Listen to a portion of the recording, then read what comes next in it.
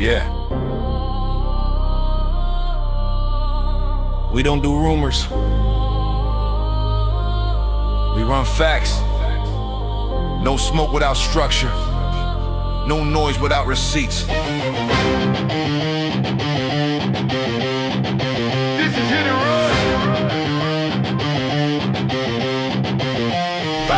I walk through deserts with boots full of sand. Carry more weight than most men understand. Steel in my spine, cold in my chest. You test what we built, you better come correct.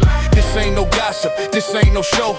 We don't chase clout, we chase what you owe. Stand on the line, never cross it for fame. We say what we mean and we mean what we claim. Seen men fold when the lights got bright. See truth drown in the headline fight. We pull it back, break it down slow.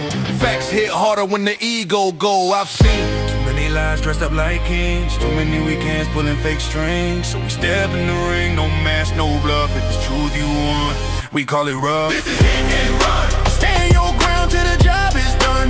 No retreat, no second guess. We break it down, expose the mess. Hit and run. Hard truth overloaded guns. Say it straight, we don't sugarcoat none. We hit the facts, then we run. Fearless from the field, learn how to bleed. Fourth quarter pressure is the air we breathe. Helmet crack, ribs taped tight. Still showed up, ready for the fight. Boxing gloves, knuckles scarred. Discipline built in the backyard. Martial code, no cheap shots thrown. We don't bark loud, we hold our own. Marcus listening, I know your grind. Carrying weight on your back and mind. Bills on the table, world on fire. Trying to keep your name clean in the wire. We ain't here to preach or beg. Just sharpen the blade and protect your head. Truth ain't loud.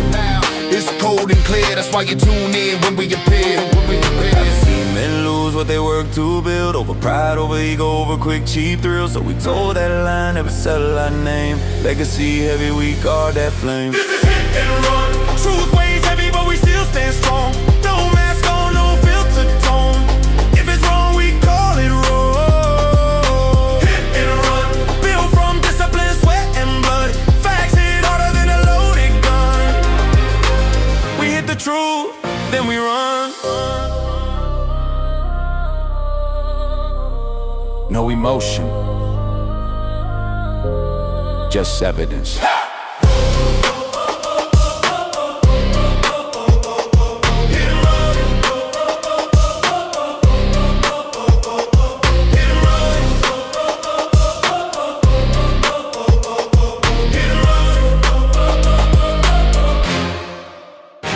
What happens in a bust? You want oil to live above 60 but below 90. And don't get me wrong, we're still printing money at 90, but gas gets up over $3.50 a gallon, it starts to pinch. $78 a barrel, that's about perfect. You know, it brings enough profit to keep exploring, but don't sting as Don't sting as much. It don't sting as much at $78 a barrel. And we already know that we're at $100 a barrel right now with what's going on, all the shenanigans between Iran, Israel, and the United States. Rockets going back and forth, people getting hit, people getting included in things that they don't even have any business being included in. But we're going to talk about it tonight. Well, we're going to breach the conversation tonight. This is a multi-conversational type of topic. We ain't going to be able to hit on everything, but we're going to hit on a few. And then between other channels and this one, we will refine some of the conversations in the directions, because you can go with the oil, financial. You can go whether this is right or wrong. We can go with, we're going to touch on this too. Who are the real Israelites? Are the Israelis that are there now really Israelis? Or are they transposed? Because there's 12 tribes of Judah, not one. But 12 tribes of Israel. Yes. One is only Judah. But anyway, Fearless, go ahead, sir. I know you got some opening remarks before we get into this. So I'm glad I got me an electric car. I seen gas rise up shoot, man. I'm in Texas, so we had usually it's still a little cheaper down there. Oh, but still, now we up. I seen it. So what you up to? Let's hear the number. I seen it at $3.50. It's $3.50 in Texas. Man, you still light because I know people in California complain about $5 to $8 a gallon, and I'm sure New York is even worse. But I guess So, my thing would be, I'm still confused, as to why we went. So, I want to get into the economics of it. And then I want to get into the propaganda because, from what I've been told and what we've been sold, the game is never told. It's always sold. Well, we've been, sorry about that, brother, the fire getting to me. What we've been sold is Iran bad, America good. right. And, from my history and from what I've looked at, well, I'm going to tell you something. Let me tell you this. Uh-oh. You don't take the I'm hat taking off my after hat putting it on. By the way, just go ahead and show them the hat. Go on Oh. and show them the merch. Go on and get it close to the camera. The merch is Get that coming. Fearless Live, baby. Yeah. There we go. So, one of the things, man, when I was in college, let me say this too. I'm sorry. Let me start off with this. I got to take my hat off for this. Rest in peace to the brothers who passed away in the plane accident. And the reason I say that, I found out that one of the gentlemen, which was a brother on there that did the booms, he actually is from my home city and actually played football at my alma mater high school. Mm. And he was one of the passengers in there. I think he was a part of Rickenbacker Air Force Base there in Columbus, Ohio. And he lost his life. So I hate to say that. That's tragic that anybody sacrifices their life um, in war. So I just want to give that brother a shout out, give him a moment of silence for that. But back to what I was saying, and I'm sorry, the smoke. I got the fire going, and the smoke goes Yeah, where you it wants wanted to that go. little ambiance going on for the live. Folks, he was inside earlier. He was in his office. He was on the studio. Last minute change. Last minute You know, change. I had a professor in college, and this was an African professor, man. But it was a history class. I believe it was. I can't even remember what class it was. But one of the things we did was we were talking about perception, and we said Alexander the Great. yes. Know him well. And he questioned, he said, Alexander the Great, what makes him great? If he was murdering your family, your country, stole your wives, took over your children, would you still call him great? Like, nah, I wouldn't. And it led me to believe that sometimes we give these names to people that don't deserve it. For instance, they call Native Americans savages.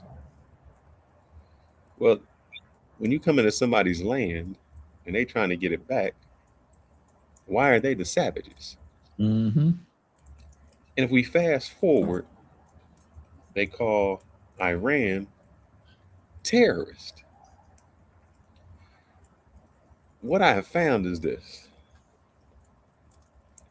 because people fight unconventionally, doesn't make them terrorists. Nope. I think it's called asymmetry type of war. And Iran is doing the same thing that the Viet Congs did. I know we talk about our supreme air power and all these supreme weapons that we have, and we had that in Vietnam. But it was little booby traps and guys laying low in the land that took most guys out. Yeah, guerrilla Also, warfare. yeah. That's the Afghan fought the same way, and that's how they kept us at bay for so long. And so my thing is, what makes the Iranians terrorists? Why are they terrorists? And remember, I said just a few seconds ago that my professor said to me, before you call somebody something, maybe you need to find out uh, what they are, why we call them that. And I want to play I think I can do this. I'm gonna load up a video. I'm hoping Yeah. that you're able to see But a by the video. way, As I let me say this real quick, you know, Go ahead. and just this goes off of what you were saying. You know, even Marines, we were given a special name by the Germans in World War One. It was called Tuffenhunden. Tuffenhundens were basically devil dogs because of the way we fought. We were inherited a name of devil dogs. That's why we use that name so proudly, is because we were given it in the act of fighting war. So why can we honor certain names that are given to us, but it's not a badge of honor when you give it to another nation? But it's based on perception. Alexander the Great might have been a terrorist to everybody else, but supposedly in the Romans' eyes, this man conquered all of Europe, and he established roads and all these things that made Europe and Italy more concurrent when it comes to travel and different things like that. So that's why they call him the Great. But that's on the Roman Italy side. Everybody else is looking at that motherfucker Correct. like he's a bastard. So That's it's all correct. in the perception of how you were brought on. I see you back there. Thank you for joining. So it's all in perception of what side of history you're on. And we all know That's right.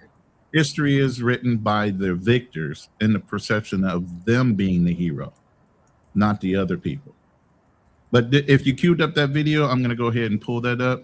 If you're ready for me to play it. I'm ready for it. I don't know what part Okay, I one of gotta the most stop at. insane historical facts has got to be when Iran took a bunch of American hostages in 1979, but then decided to free all the black hostages and the Yeah. women. Why did Iran?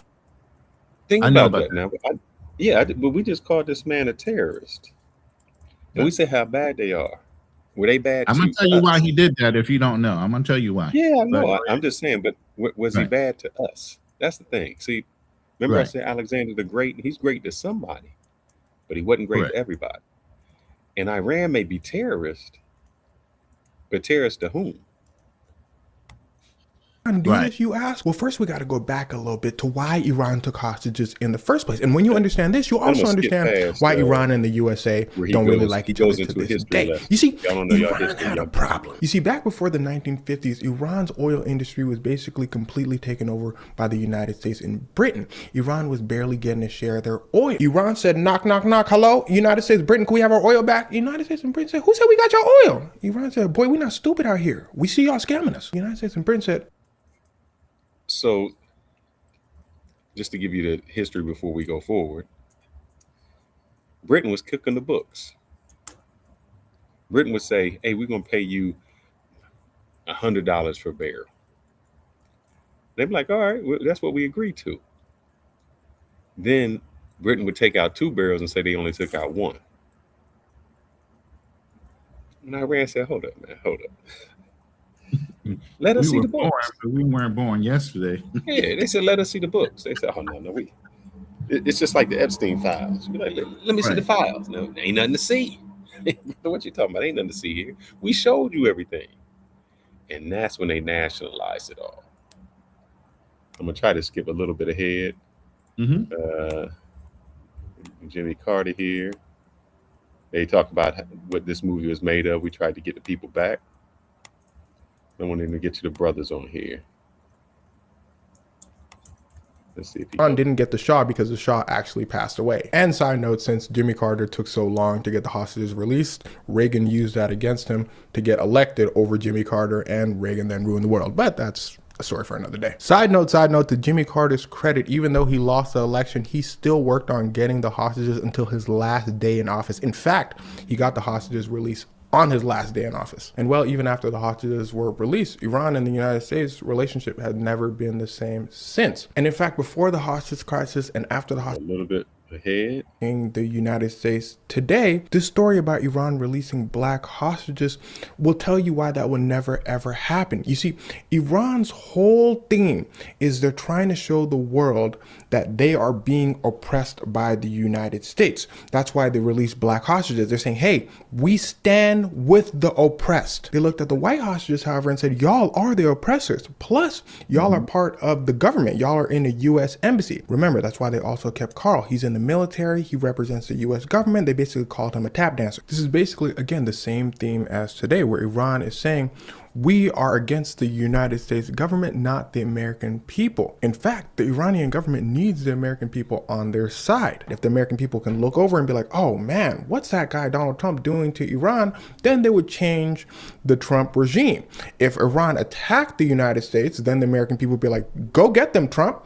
And Trump would have free reign to do what he wants. That would be the greatest day of Donald Trump's life. Troops sent the next day. Iran understands that. They don't want troops in Iran. So again, attacking the American people directly would be a disaster for them. Now, all that being said, this chapter of the story where Donald Trump's war seems to be coming to a close too. I do hope that with Donald Trump's chapter. But what I really wanted him to show, and you can take that down. What I wanted to say again was, what makes Alexander great? What makes the Iranian people terrorists to us? As you can see, when they captured hostages, they said, no, black people aren't the enemy. You guys in America are just as oppressed as us. Mm-hmm. You're just like us. We don't want to keep you. They let the black hostages go and the women go because they said you are oppressed. Now, in the words of Muhammad Ali, ain't no Viet Cong ever called me a nigga. So if Iran is not my enemy, why do I feel like I have to fight? That's not my war. I have nothing to do with it. They haven't oppressed me. They are an oppressed people. And as I can say, I don't think they fired the first shot. So I know that we have this patriotism, and we feel like, we are Americans through and through. But we are becoming the rogue nation. Say that one more time, because it needs to be said twice. Are becoming the rogue nation. And I think we don't really know what's in store for us, because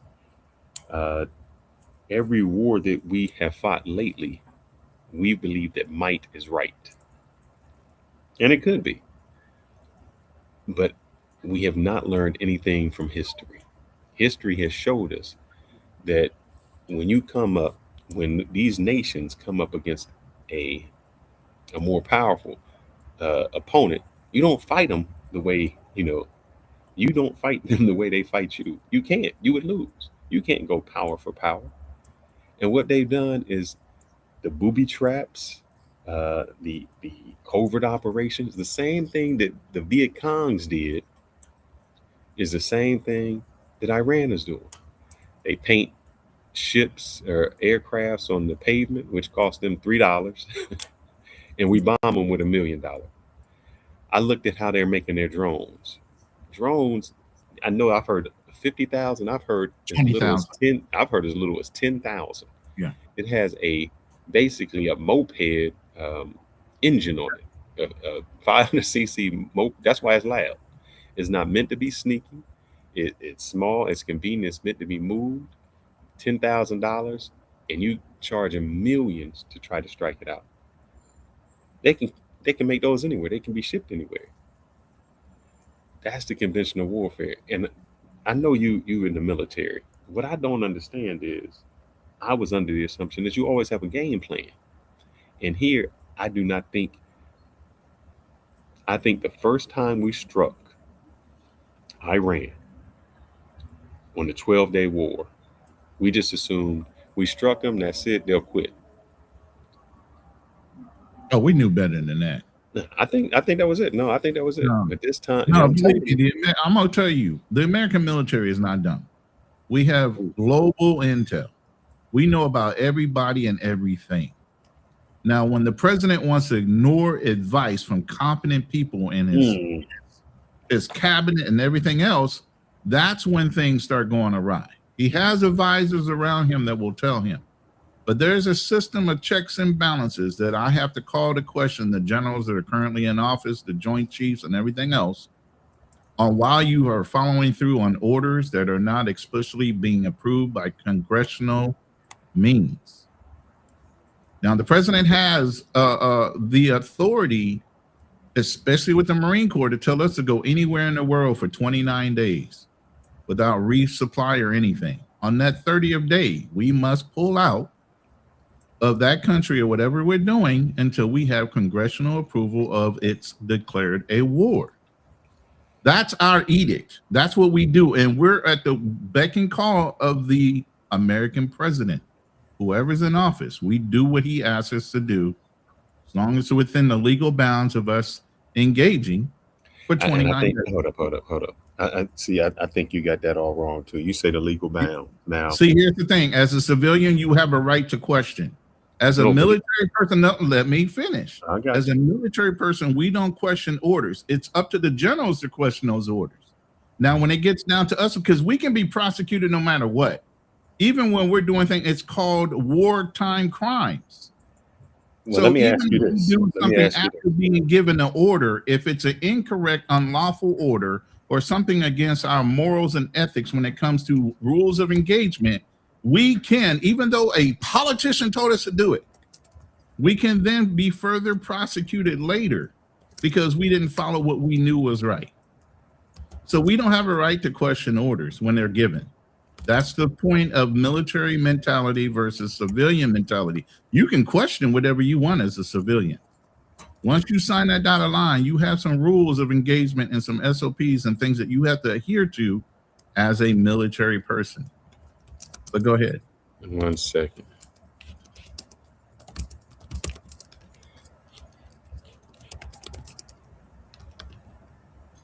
You guys using the truck, man? I just want to see something because I want to question you on that. All right. All right. I'm going to challenge what you just said. You can. Can you kind of repeat what you said? You said under law, there's certain things. No. There are certain things under our orders when it comes to military, given orders. Initially, you have a chain of command. Your chain of command should have already questioned the order before they were given to us. We have a duty to execute orders without question. Now, when it becomes something morally against maybe what you believe, has nothing to do with it. Has what is legally right when it comes to rules of engagement. That's the rule of engagement. When they're an enemy combatant versus a civilian combatant, there are varieties of rules of engagement. Okay. So you have to pay attention to who you're engaging and what situation it's in. First of all, we shouldn't be. So hold up. I'm gonna question you on wait, let me finish. First of all, we should not be using military personnel to engage in civilian activities. The only reason they used that and got away with it, they used the CIA as a way of having us cover them while they were issuing a lawful seizure type of order. And they got the American military to follow up and protect the American citizen who, as the CIA agent, supposedly going into Venezuela. But go ahead. Ask your first. What you just said, you just said, let me get this out. I'm sorry, brothers. I'm making noise on this. You just said there's certain laws that we had to follow, right? Yeah. And by the way, I got another brother in the background. I'm going to bring him up because he's prior military as well. So you'll get a confirmation on things that I say. He's also going to agree. You're going to go with that. You're going to go with that. Right. So, Corey, I'm going to bring you up. What I read, there's something called the law of war at sea. Yeah. And under international law, military generals have the duty, and I'm going to say the duty, to rescue enemy sailors after sinking a ship. The core of the law says search and collect the wounded. That's maritime law. That's not even military. That's I'm looking right at it, brother. I know it's both military and maritime law. I'm telling you. Yeah, I'm saying this is the law. The Second Geneva Convention in 1949 in the maritime, like you said, law. Search and collect for wounded, sick, and shipwrecked. Treat them humanely. This includes enemy sailors who survived the sinking. The survivors are considered what they call hors de combat, meaning they cannot be attacked or killed. Correct. So I'm going to ask you, we sank a ship that was in Iran, or I'm sorry, off of India. Okay. They didn't have any weapons. They were there demonstrating. They were survivors, and we Mhm. refused to even rescue them. That's against maritime law. India had to come. So when you say what laws aren't we breaking? I never said we weren't Oh breaking no, laws. I'm not saying you. I'm saying in general. Yeah. I Oh, said we we break are a lot of them. Like I said, we are I a heard rogue the nation. question, and I think Corey or I'm sorry, Passport Blueprint. I want to keep on throwing your real name out there. But anyway, Passport Blueprint, I think you'll agree with this. I have to question the generals and the power it be from the Joint Chiefs of Staff down on why they're not questioning certain actions they're utilizing the military for, and then why are they ignoring their own edicts when it comes to maritime law, obviously with the Navy and the Marine Corps, and then Army as well when it comes to land. And before you There's get a lot of before you corruption answer law. that, my question would actually be this: we knew the ship we sank was unarmed because I think it's every 3 or 4 years India has this ceremony. The United States was invited to the ceremony, and then they left early. So the ships leaving there, they left. They were there, then war broke out, and they're on their way home. So the United States knew that this ship was unarmed because everybody going to this celebration was unarmed. So that's like shooting shooting somebody in war that's unarmed. Hold on now. You could say they were unarmed at the celebration. What was on that ship? Unless you searched it, you didn't know what was on that ship. No, Let's but be the thing is, clear. when you go there, where you gonna put your arms at? If you're You coming there leave them without, on ship. no, not armed with this, armed with any bombs, torpedoes, anything like that. That's how they come there. Oh, wait. You don't understand. We did ship interdictions even in the Gulf War. You know why? Because they were shipping in equipment through tankers. So you don't know if they have broken down weaponry or any kind of resupply in those tankers that were going in and out of the Gulf of Oman. So you pulled over everybody, regardless of what it looked like. And yes, we fired over the bow. We whooped people's ass all throughout that ship that were trying to stop us. So there's a certain way that you have to look at this. You don't know what was disarmed or disassembled that can be later reassembled. They even did that down in Cuba. Cuban Missile Crisis. They were shipping the cylinders for the missiles first. Then they would ship certain other things. They broke everything down and put it in ships so that it could get into Cuba. Obviously, it's an island. So I'll little by give you little. all of that. I'll Okay. give you that. Okay, so then all I can say concede. is, what did they report was on the ship, or because they sank the ship, or what was the reason of them saying the ship held some kind of munitions or something? They never said, but I'm going to concede to whatever you say. I'm going to give them every weapon they had. Right, but here's the thing: the contention to everything that you just said too was once they sunk the ship, they had a duty to pull everybody up out of that water. Exactly. And here's the thing: we meaning the United States. Mm-hmm. In World War II, we executed a Japanese general who didn't do what who did the same thing. Mm-hmm. Two rights don't make it wrong. I agree with you. But again, we are supposed to be held to a higher standard.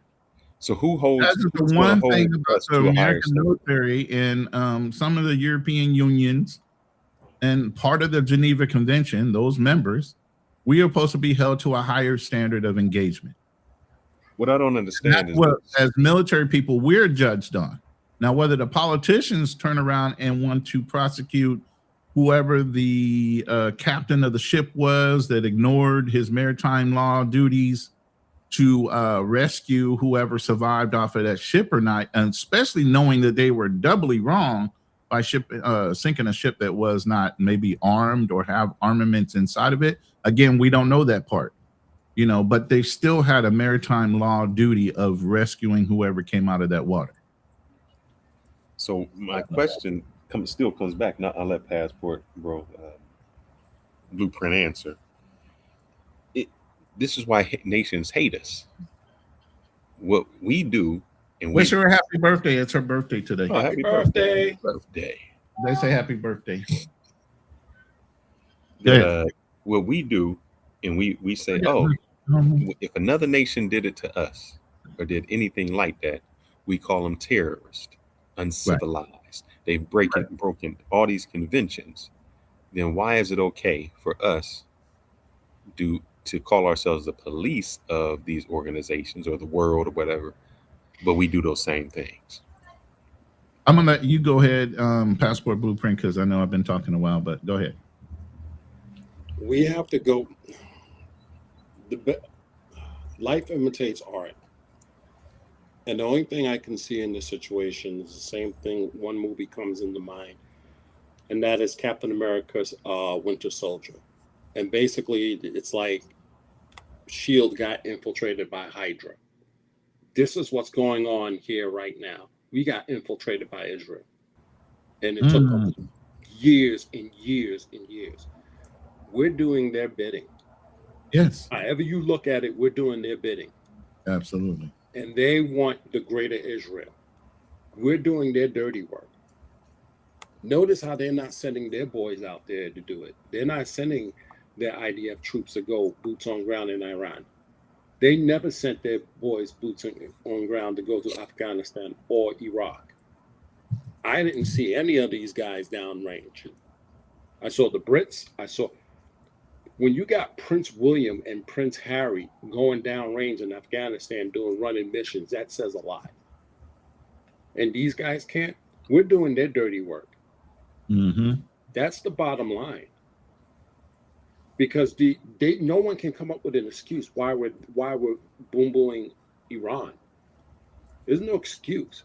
We even had deals with Iran back in the days, a couple of years ago, when we had the nuclear treaty and stuff like that. They allowed weapon inspectors, nuclear inspectors in there. That was a deal we had with them that was under the table. We had a relationship with Iran. 2014. Yeah. When Iran had earthquakes, we would fly over there and send aid and stuff like that. We had a relationship with them. But who's doing all this stuff? We were doing negotiations. Who boomed Iran first? That was Israel.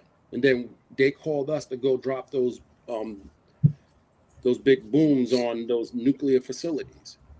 And then when Israel was getting their butt handed to them, they were calling the U.S., hey, can you tell them to stop? Could we just have a ceasefire and stuff? But they didn't even learn from that. So they decided to do another one. Right. And guess what? Now they're going back to the same methodology. Hey, can you talk to these guys to stop? Iran's like, no. We operated in good faith to negotiate, and look what you do. You stab us in the back. This is all Israel's fault. All of this. So and this is somebody that used to live in Israel. Picture. This is somebody who used to live in Israel, by the way. So you know some background behind Passport Blueprint. He lived there. But let me go further in history, and why I'm reinforcing what he's saying. This is all about Israel. You do remember the 40-year war that started back there, right? Mm-hmm. In the Middle East. Who propped up who to fight against Iran? Who put in their paper puppet politician of Saddam Hussein? Who backed the Republican Guard and trained them to fight against Iran? That was all propagated through the United States and Israel to keep the war going against Iran. In a consistent basis, we have always fought certain wars in the Middle East for others, not for the benefit of the United States. And most likely that other, if it wasn't having to do with the oil nation, it was definitely had to do with Israel. This is an ongoing thing. Every time we're up in the Middle East, this is not a United States issue of national security. They can't reach us. You look at where we are positioned in the United States, it's hard for any nation to reach us on a global scale. They're going to have to come by water or invade us either through the Canadian or Mexican border. And you still got to go through their armies too. So that means we still get enough warning. It is hard to invade the United States. So when they said it's a threat of national security, do you really have to look at, is it really though? But go ahead, Fearless. Let me play the thing in my back, and we're going to tell you what happened. I'm just going to let this one play. If you take away the Soviet Union, and its chief proxy, the PLO, international terrorism would collapse. Oh yeah? Is that so? If you take out Saddam's regime, I guarantee you that it will have enormous positive reverberations on the region. Define positive. Are we talking about peace and prosperity? Because if that's what you meant by positive, then it has been an epic fail. Third nation, by the way, is Libya. Obviously, we like to see a regime change, at least I would. In Iran, exporting terrorism not only to every part of the Middle East, but to Venezuela. By the way, what are we doing with Greenland? We got to do something with Greenland. It seems like there's one person who has been pretty vocal about destabilizing countries for quite some time now. Israel. You didn't have to tell me that. I already knew. But I'm just saying, you see that. Yeah. I gotta ask. You guys been in the military. I know you say you do your orders. What happens when you know it's wrong? Because it would be very easy for me. Like when World War II came, 98% of the United States agreed with it. Said, this is what happened. We were attacked. We have to go in. But how do y'all feel to go fight when you know that you're not the aggressor? And I ask that because I've listened to three guys. The one guy who supposedly shot Osama bin Laden, the one black sniper, another guy, and they just say, I don't know why I was there. I can't tell you. I killed people, and they told us to go places to look for this, and that never was. The one guy that shot Osama bin Laden, he said he went into a room in the middle of the night. A guy reached for his gun. He shot him. Another person stood up. He shot him. And he said, if somebody came into my house, I'm going to reach for it. Yeah. He said, and if I would have met this guy in London somewhere, we could have been friends and had a drink. Absolutely. So how does that make you feel that you're on a disconnected mission? from emotions like that? So No. Not emotion. I'm just saying, did you come back and you say, meaning, if I had to kill somebody for my daughter, I had to kill somebody for a cause. Think about this. You literally do. Once you're under orders and you're in a certain situation, you're fighting just to get the fuck home. Understand that. Any bullets coming your way, you're returning fire. Why? Because you want to go home. Fuck whoever's in front of you. Real talk. You ain't gonna think about it until you get back. Now you got the pleasure of hindsight being 2020, and this is why people have to be trained, and military people are trained to compartmentalize their feelings. This is why a lot of brothers have PTSD. This is why right now I'm such an advocate with veterans that are deleting themselves at 17 to 20 a fucking day, because they don't get the psychological help from having to make those decisions based on being put in a situation where they either fire or they don't get to come home because they questioned an order. But how do we get another group to go there if you know that what you're doing? I can't say if you know it's wrong. That wouldn't be right. Yeah, you're put in a situation to kill somebody who is initially no threat to you. Correct. Initially no threat to you as an individual, but they always phrase it in a way it's a national or international threat to the United States. And the orders are written in such a way, and you got to look at the orders that are issued to military personnel. The background information, the top secret stuff that you don't get to see when they issue an order.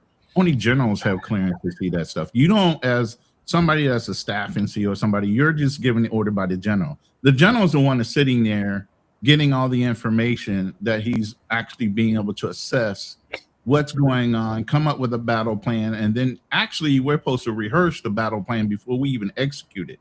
You don't go in, like you said, dirt ignorant to what's going on in that environment. We never do that. Dirt ignorant. We have to be. No. And here's why. No, believe me, every executed mission they've done, it was practiced beforehand. 9 months before I went to Iraq. 9 months. Believe me.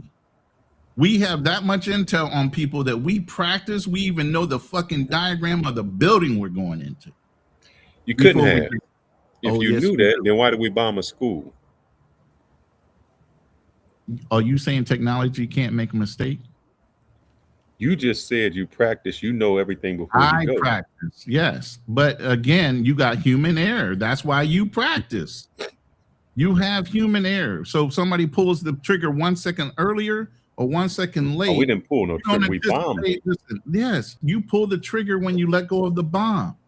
So if you pull it 1 second earlier or late based on the adjusted correction of whatever No. technology is in there for a guided munition, you cannot necessarily hit the target.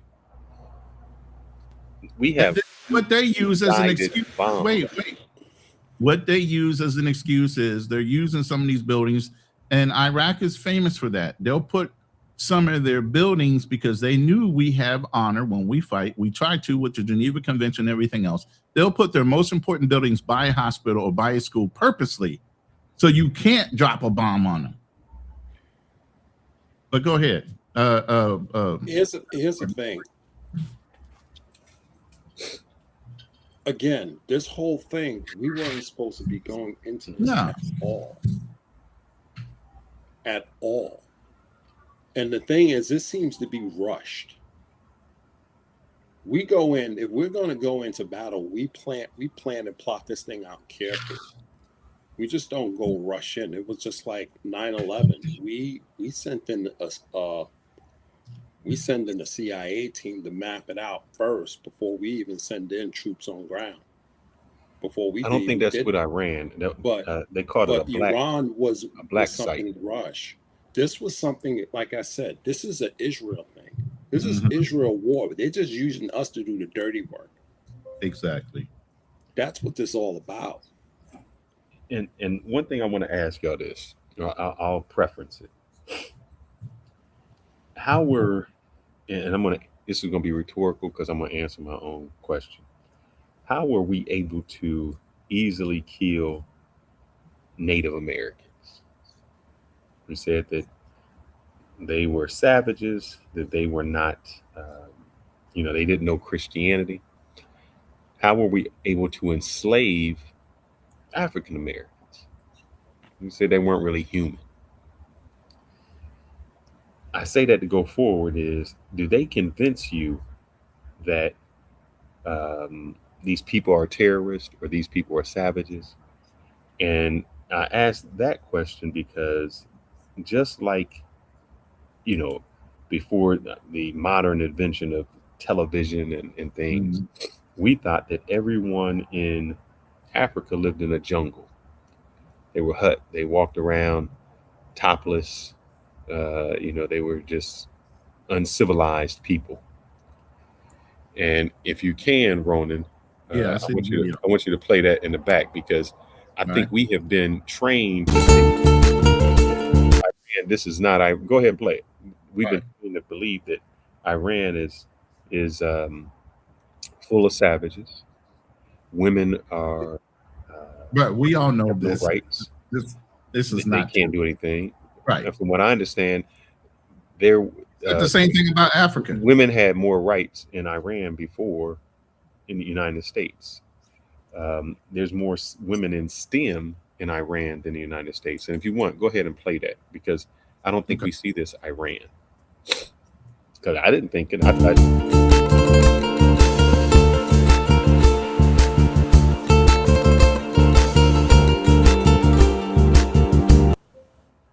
Does it stop?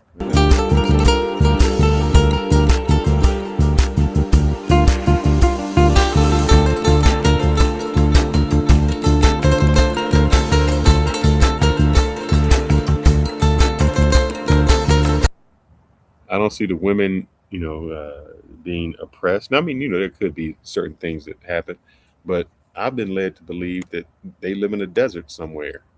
They're uncivilized. They do all of these crazy things. Of course. Do they have to?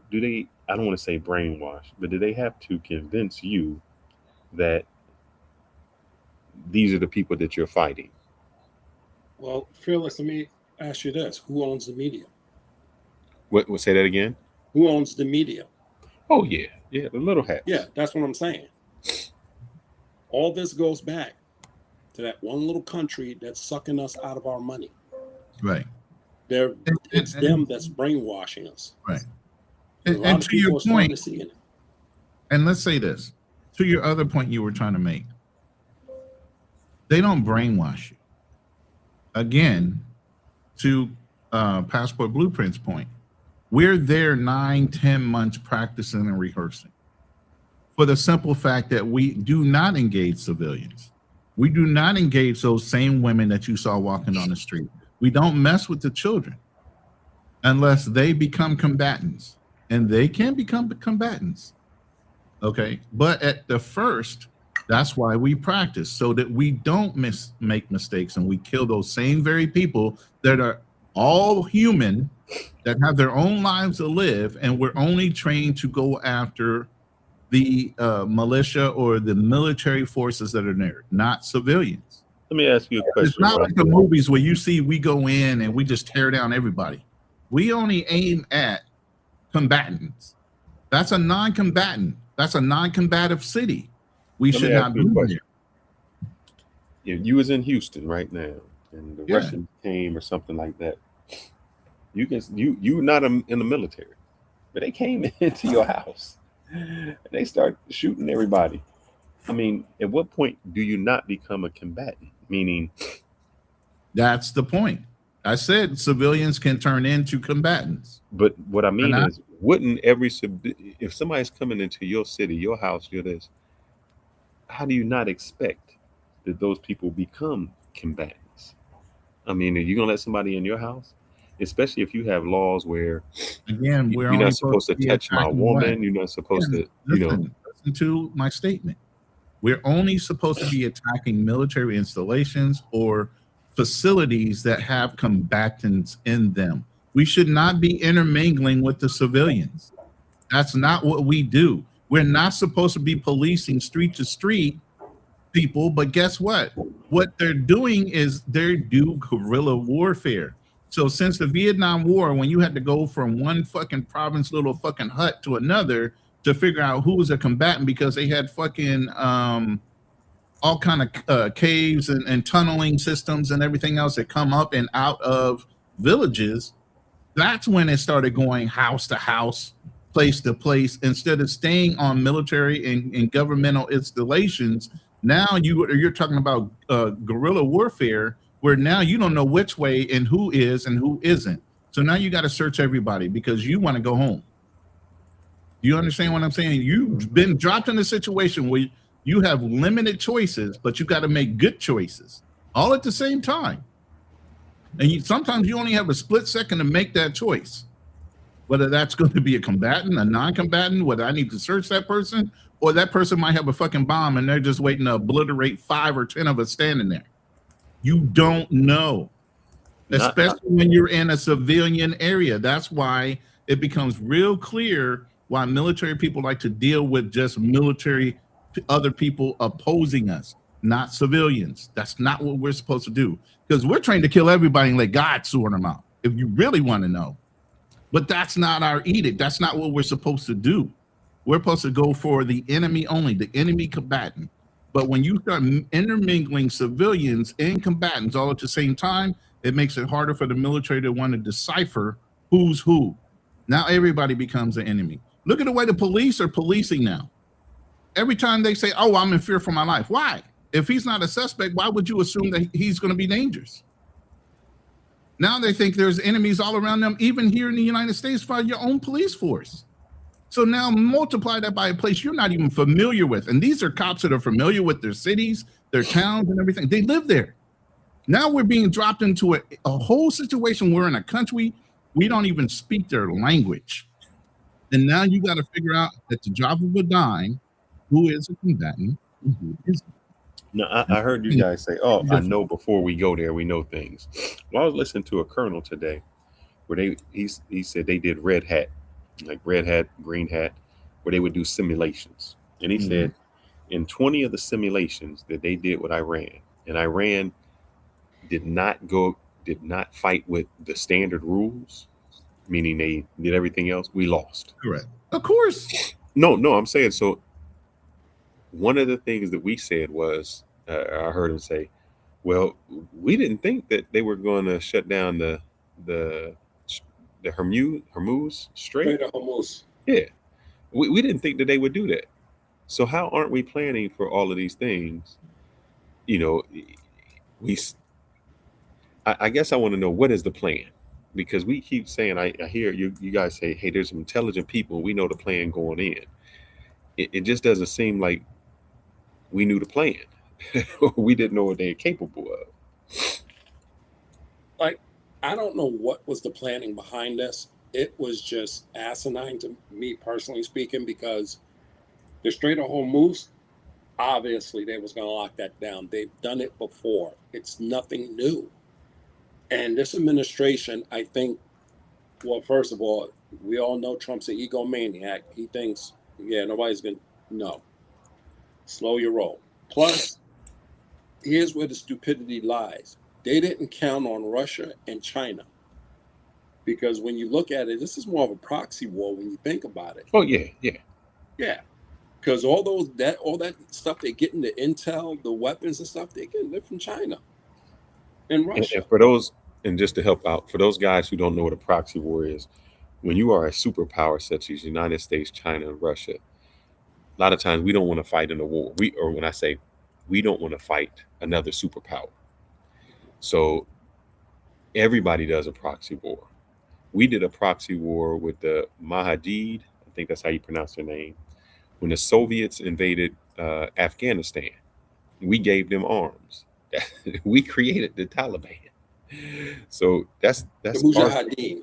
Yeah, we created that because we didn't want to see Russia win. Ukraine goes against the Soviet Union. We back Ukraine. But we, as the United States, get upset when China and the Soviet Union back Iran. We say, that's unfair. How can you do that? It's always a proxy war. It's our way of fighting and testing out equipment without actually being in the war. And here's another theory with that. It's like when you go back to the whole Venezuela thing, what did they got? Oil. Who oil was that? That was China's oil. Now they're going after this oil up here in Iran. Whose oil is that? That's China. So guess who they're kind of taking off right now? They're taking off China. So China is just like, okay, screw it. I'm going to give these guys weapons and we're going to have some fun. What do you think would happen if China goes after Taiwan? Because here's the thing, people don't understand. Taiwan belongs to China. They call it the one China policy. So they belong, China, Hong Kong, China, they do not recognize it. And I remember when Trump got elected and he called the Taiwanese president. And that was a big thing because they said, oh, wait, there's no president of Taiwan. It's China. And it was a big thing that happened where even the United Nations did not recognize Taiwan as a country. So what do you think would happen when Taiwan says, or China says, yeah, you're going back to the mainland?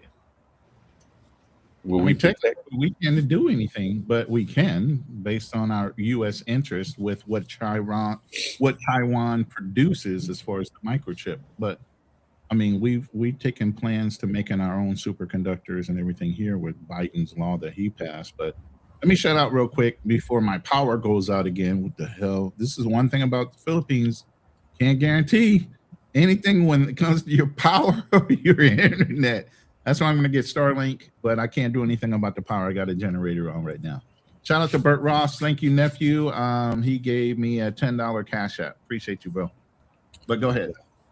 Just a quick thing. The Taiwan semiconductor, they're building the factory up here in northern Phoenix. It's huge. It is super huge. Mm-hmm. So now we don't have to worry about getting the chips coming from overseas. They're building it here. Right. Shout out to President Biden for thinking of that shit. Yes. First. Yeah. But yeah, and that's the thing, and we're going to get into a lot of different angles of what's going on and why.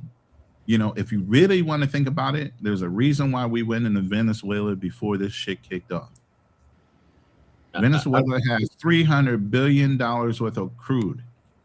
And in order to replace that crude that we might have been stuck with having to get, and Iran with the whole Hormuz Strait and all this other stuff that's going on, you know, the benefit is we already went into Venezuela. Now, is it going to take a minute to speed up production from a lot of that old fatigued gear that they have in Venezuela? Yeah. But at the end of the day, we have the sweet crude, they have the thick sour crude, and that's the mixture you need to process out of Texas the oil replacements that we would need to wage.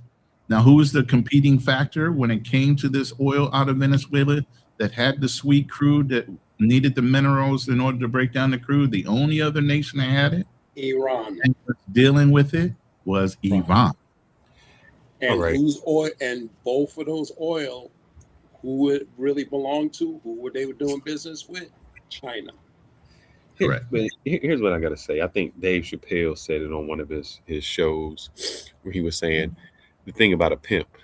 So the pimp, you know, he beats the woman, and then he's the one that comforts her. Says, "See, you know, baby, I got you." I say that to say this. Some people were talking about how bad Venezuela was, and 7 or 8 million of their people fled because of the economics. I think we say those things, but we never ask the second question. Why were their economics so bad? It's because of the sanctions we put on them. Sanctions we put on them in the first place. So when we say, oh, we're stopping them from selling to China or selling somewhere else, well, they would not have sold to China if we would not have put the sanctions on them. So we put the sanctions on them. They go around it to sell, and then we say, "Oh, we're taking over their oil." Well, we put them in a situation to do that, and so my question still becomes: are we a rogue nation? Because now they're talking about after Iran, we're going after Cuba. You know, there was a technique that even back in the Wild West days they used to do. And they did it even during, you know, Roman times and everything else. They would starve people out to make them change their mind. What does that mean? You encircle a fucking city or a nation that actually has to carry in their resources. Mm-hmm. If they're a walled city, you just encircle the city so they can't get in and out. Eventually, whatever they can't produce, they'll wind up starving themselves out while you can resupply yourself all day long. And a lot of these situations, when you start putting sanctions on people, what are you effectively doing? You're trying to starve them out of resources, access to money, growing their technology or whatever, to have them comply to whatever you want them to do.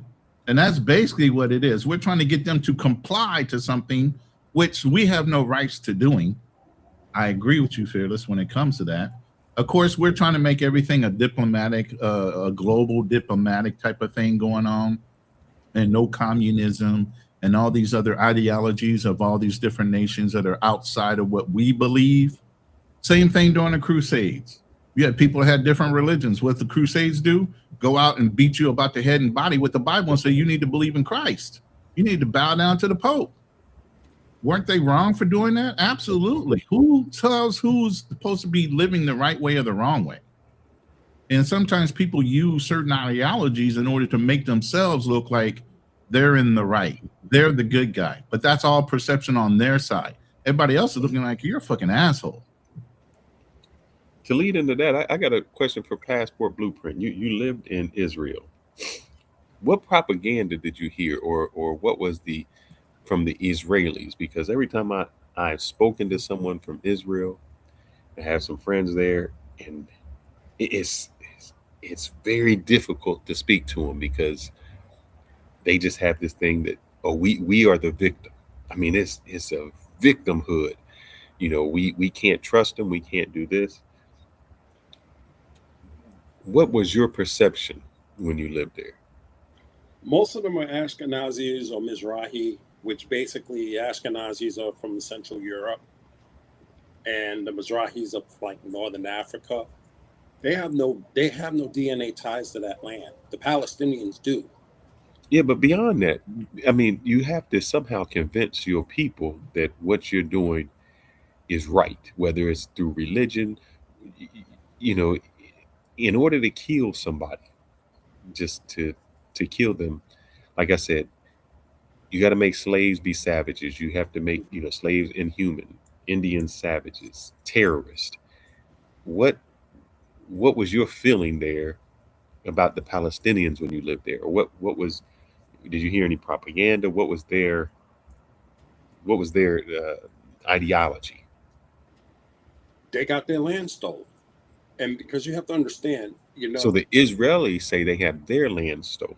no, Mhm. no, Palestinians got their land Oh stolen, yeah, which no, I is dead understand that, true. but I'm But saying with I want to Israel, hear it from no, the the Israelis, yeah. What is their mentality? I understand. I mean, if somebody their came on my land, mentality, it's kind of hard to gauge it because they were all from different countries.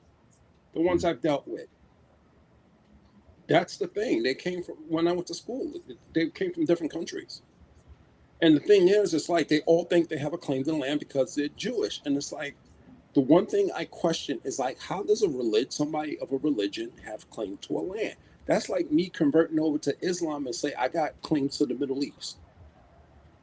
They, it, they're all converts.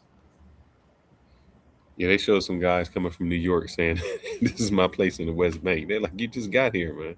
Yeah, So, so, it's like the, that's why Israel they banned DNA testing. They banned it because Boom. Say it again. Say why they did it.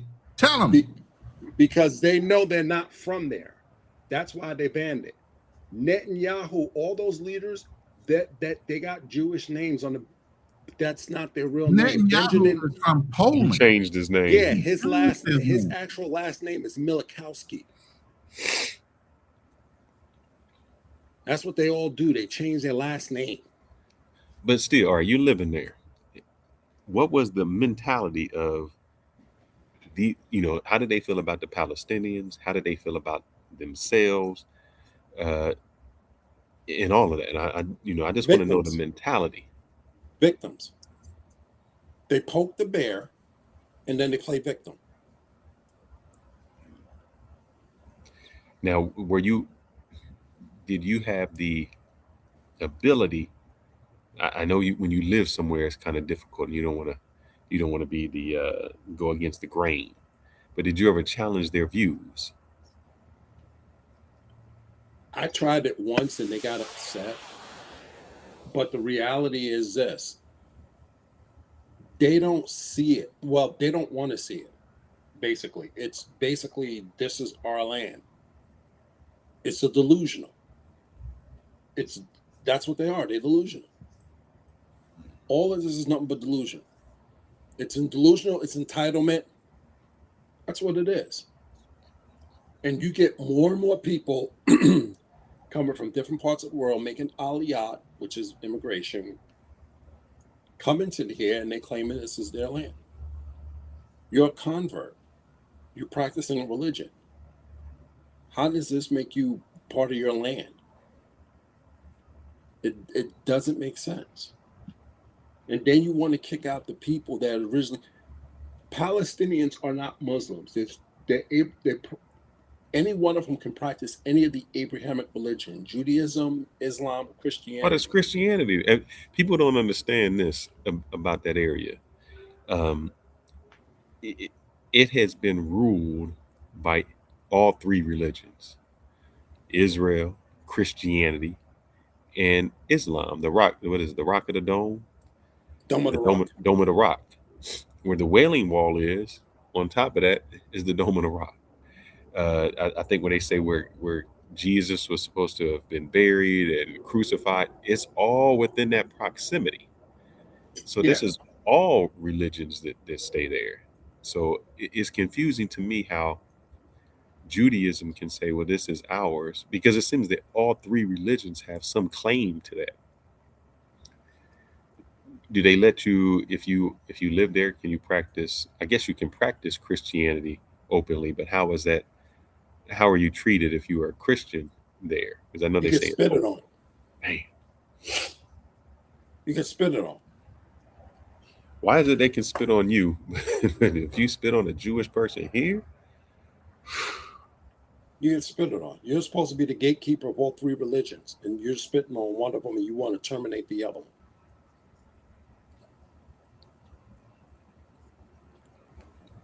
So, and keep in mind, Judaism came from Judah.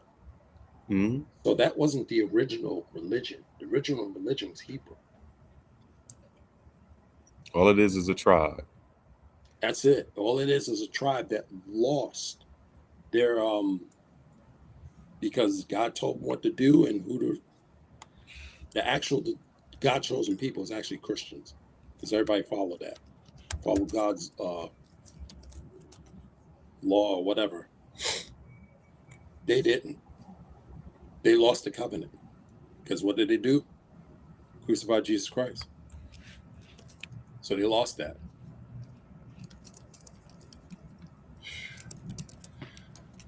But So if you tell them that, they go ape crap. If you tell them that, they just lose it. But go to second Revelation. No, go to third Revelation. No, second Revelations 9 and read that, and you know why. Who's actually there? So what do you guys think this outcome will be? The outcome right now is, as far as Israel, Iran's going to keep taking out Israel until Israel looks exactly like Gaza. That's what Iran's going to do. Them messing with U.S. forces, unless the U.S. forces do something, they're not even going to really be focused. Because you notice all the missiles they're launching, they're going straight to Israel. They're taking out Israel. They're making Israel a sheet of glass. That is their goal. But what I try to tell people is this: Iran's goal is not to win; it's just not to lose. There's a difference. Real quick, Financial Frontier, I sent you a link to your email. Go to your email real quick, please. Go ahead.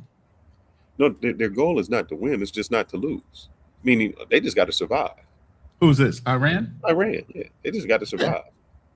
Yeah, but the whole thing is you're conflating the issue with Israel by bombing your friends. I mean, here's the thing: UAE and other countries, they weren't necessarily okay with what was going on in Iran. Let me finish.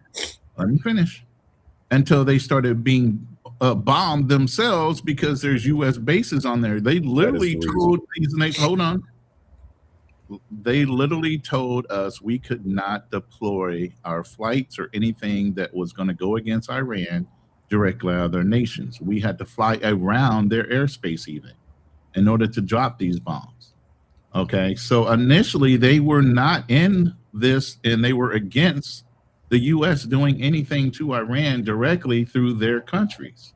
Now, after the fact, when Iran started volleying rockets at U.S. bases that might have been in their territory, in their country, is when they started having a problem.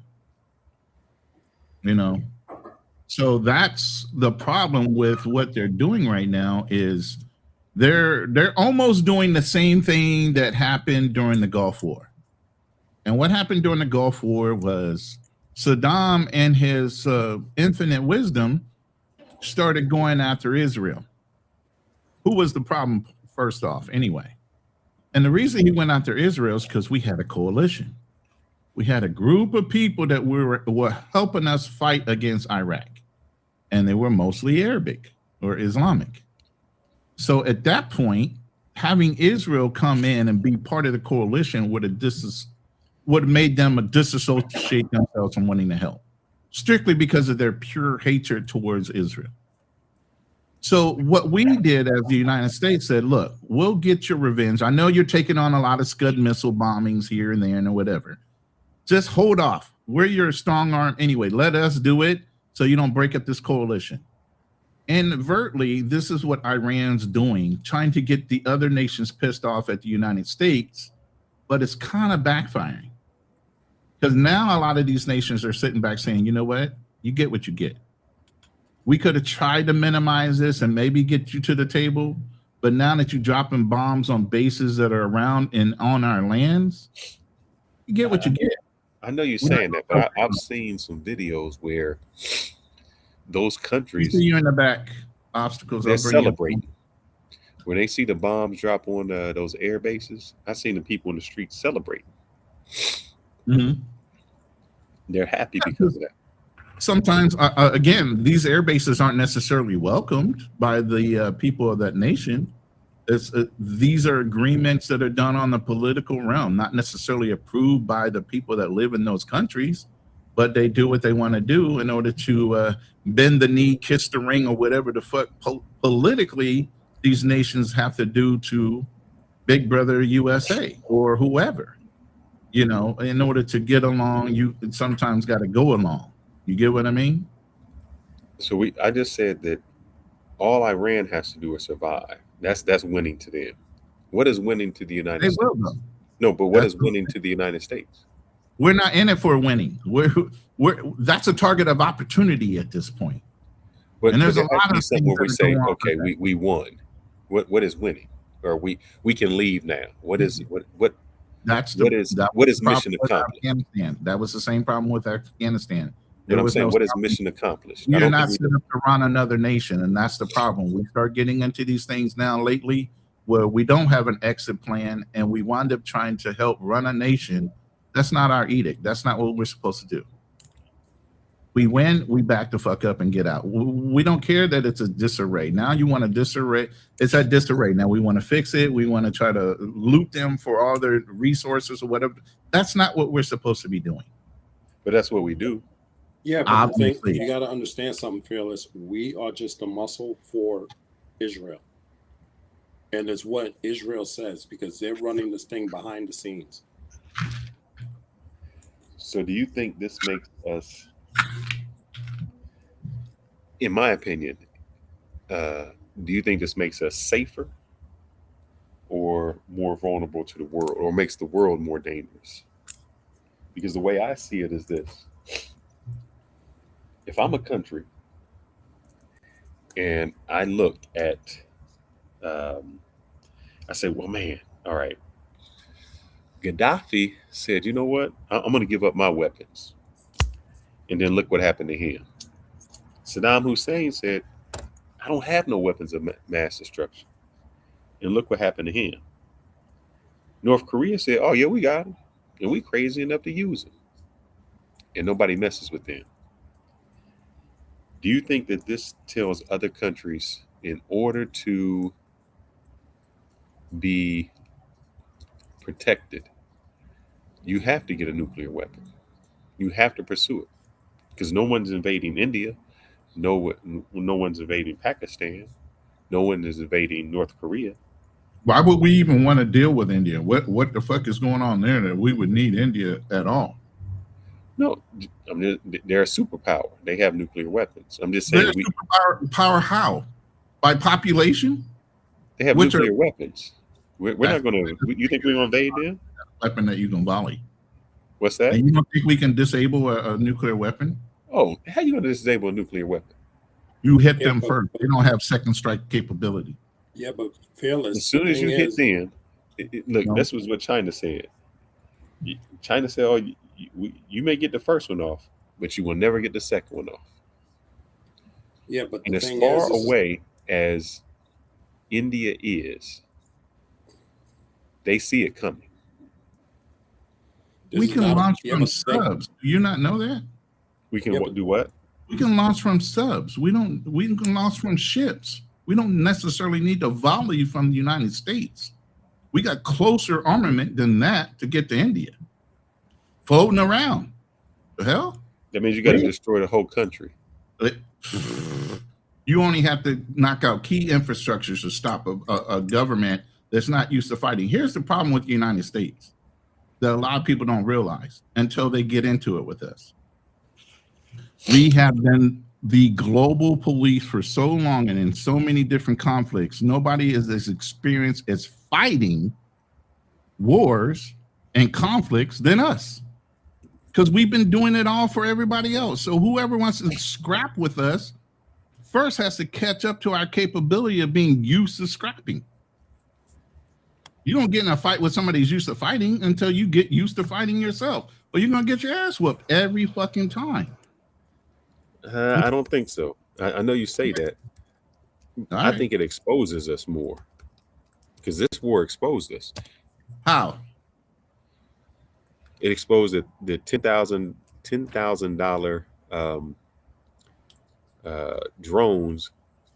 You either economically become destroyed, and $10,000 drones can break through the Iron Dome. They can still destroy things, and with that amount of money, you have endless. We have to re-up.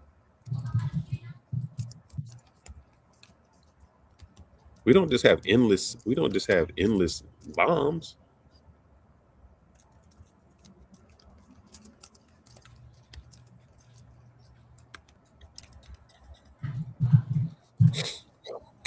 And I said North Korea is a. By the way, welcome Fearless to. It's not Fearless of a nuclear power. We're Frontier Financial to the live. Also, former Marine, has done his time in the military as well. Jump in on this conversation whenever you feel like it, brother. This is like, you got to hop up in there, because I know you got some things. I know you've heard us up to this point. If you want to talk about some of the things we already mentioned up to this point, you can. But go ahead and jump in on this. Yeah, shout outs to everybody. And you saying that we war honed, but what war have we won? We didn't do anything really in Iraq. It's still the same. Afghanistan, as soon as we left, the Taliban came right back. I mean, they was coming back as we was loading people up on the airplane to get out. They was already right there. So what did we change? I don't know what I don't. That's why I said, what is winning? What did we win there? We spent trillions of dollars. And if you look, because people don't understand the definition of winning. When you look at what Osama bin Laden said, let me see if I can get his quote. So go ahead, if anybody want to jump in. I had the quote from what Osama bin Laden's mission was. I'll let financial go. Yeah, okay, thanks, Passport Blueprint. Yeah, so I mean, again, this is just my opinion. I'm not in the loop. I don't have access to top secret documents, so I'm just providing a limited opinion with a limited amount of information on the situation on the ground. But what I think is possibly, I mean, there could be a lot of problems, but I think most people in the world are entangled in their own frontiers and their own issues, whether it be Russia and Ukraine, whether it be China and their plan that they have currently. And so I don't know if World War III is going to be right around the corner. That's the same thing people said about the last time it was Palestine and Israel in war. They said it was going to be a World War III. That didn't quite pan out accordingly. So net, I think this is a big issue. People also said Venezuela, it was going to be World War III. And that really didn't pan out.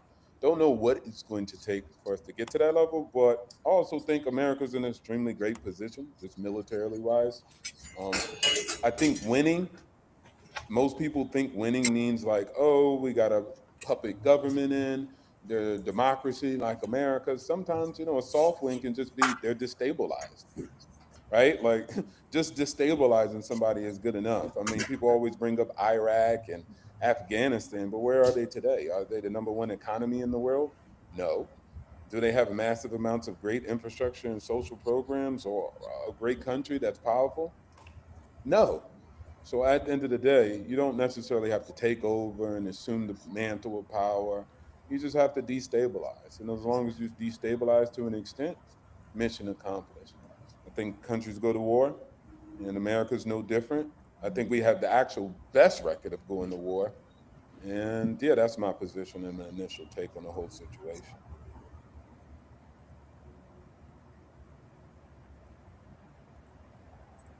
Yo, can y'all hear me? Yeah, Blueprint. I Yeah, hear you you. got it.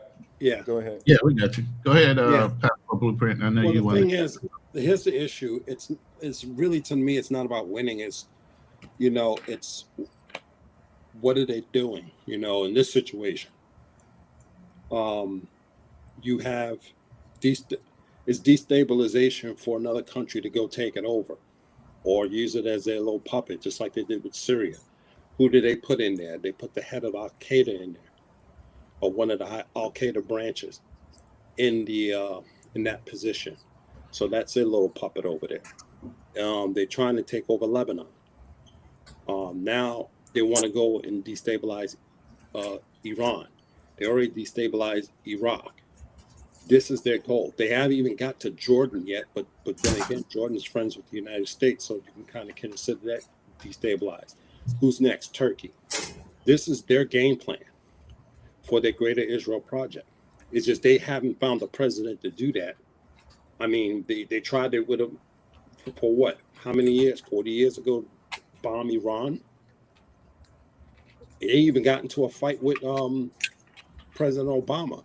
They got into a shouting match. But then, he's like, no, we're not going to go over here and bomb Iran. So this is not about we won. It's doing someone else's dirty deed. And that's the issue we got to get out of. And this is what we're doing right now with Iran. Iran didn't do anything. So why are we over here bombing it? Why? It's because of Israel. Israel don't have the fighting force like us. They don't have the experience of fighting global wars. They want to go over there, destabilize it for their own dirty stuff, whatever they want to do. So who did they get?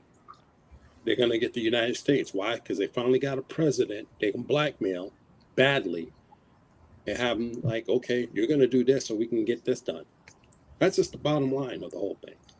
Because they couldn't do it with Biden.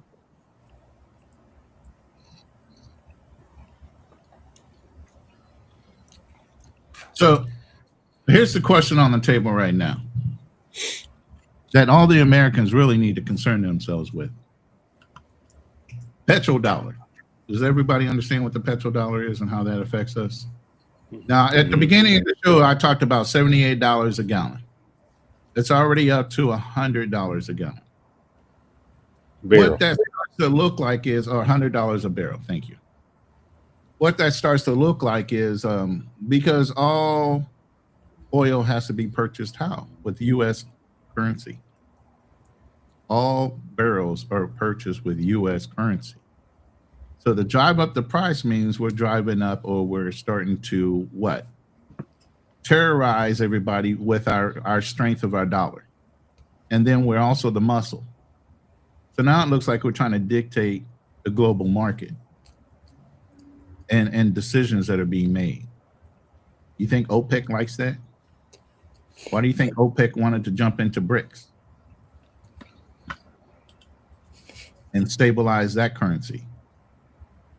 So you can do a lot to look like you're winning, but overall, is the United States going to start feeling that effect later? If we start uniting people that don't agree with each other on a common goal of delocalizing the U.S. currency and changing over to something else for petro. And from what I understand, what China is doing is buying up all the gold. And they're telling people that we will back it up with gold. So you pay us some money and it's backed up with gold. Mm-hmm. And that goes into the next slide that I have already prepared. What do you think tangibly has gone up? Gold. Gold and silver. So if you guys are investors out there, I tell you to go get into the metals. I told you I'm not a digital currency guy. I'm a tangible guy. This is the stuff I look at. That shit is skyrocketing hundreds of percentage points right now. So if you're looking at an investment alley, you might want to look into your precious metals.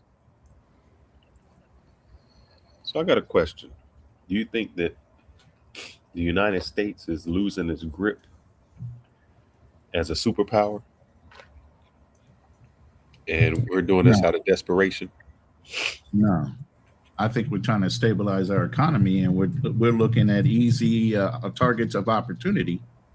And since Israel decides they want to be mad at Iran, why not go and poke the bear a little bit and experiment a little bit with your technology while you're trying to hinder your own situation? But go ahead. I think we're going to be losing our standing in the world because everybody's getting tired. Well, in particularly with this president, he just have to be removed out of office. And believe me, the right is all agreeance with you guys. The right wants them gone too. You listen to Tucker Carlson and Fuentes and all these other ones, even Candace Owens. The midterm is going to be something crazy. You're going to have Republicans voting Democrat to try to change the House because there are no checks and balances. The alt-right wants what? To make America great, not Israel, not anybody else. This does not help the American cause at all. So they're against it. They didn't want this to happen at all. So even on people that you would think is totally with the president and MAGA and all this other shit, they're not. They don't like this as much as anybody else. So the right and the left are both united when it comes to why are we over in Iran doing this shit right now? It doesn't benefit the American people at all. We didn't have a problem with Iran. Go ahead. No, that's good. I would just add to the conversation, and again, this is just my opinion. Again, I understand what most people are. Most people are always going to be anti-war, period, especially in America, and that's just their overall sentiment. They want to be America first, and I think the administration, just like any administration, whether it's Trump or it's Biden or it's Obama, if it's Bush, they're still going to make plays internationally. That's a reality. I've spent 18 years overseas in clandestine operations. Things happen overseas. People seek power. If it's not us, then it's somebody else. Russia was still invading Ukraine. I don't think necessarily the world hates us. That's just a lot of propaganda. From my experience and from what the intel is on the ground, most people are more so leaning west than they are leaning than anything else. I think a lot of times we just look through the lens of our history, but don't realize the brutality Japan or China or big entities like Russia have imposed on people in regions, and the hatred runs deep, and the discontent and the disagreement runs extremely deep. I mean, come on, Thailand's a very peaceful place, but they're fighting Cambodia right now. This stuff goes deep. It's not always just the West. It's not always just Europe. Everybody has their own problems at the end of the day. And I think when America is winning the way we are economically, and most of the world respects that, hence why most people run towards America, not away from it, they're going to lean on the side of who holds the purse and who owns the chips. So I think that we still sit in a good position this war. People are going to have disagreements, but I think all wars have had that. World War II, most Americans did not want to enter that. Most Americans did not agree with it. So I think that just I'm happens. going to That's life. disagree I with get it. you. That's Here's why I'm okay. going to That's disagree completely with fine. you. It's just my opinion, anyways. Here's why I'm going to disagree with you. You understand history. Do you understand how the United States became a superpower? Because before 1935, 40, we were not a superpower. It was Britain. They were the superpower. We stayed out of the war. When all of the war happened, we were out of it. Russia got destroyed. Britain got destroyed. Germany got destroyed. The only people who did not get destroyed was the United States. We were able to become a superpower because of that. That put us in the rank. After that, we were the superpower. What has, I know you keep saying we're economically there, but in the last 20 years, the people who stayed out of the wars was China. While we spent $38 trillion in debt and we're spending $10 trillion in war, China said, we're not doing that. We're gonna get our economics up. We're gonna get our intelligence up.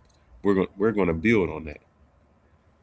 So the more money we keep spending, the reason these other countries are able to keep up is because we are spending so much money in wars.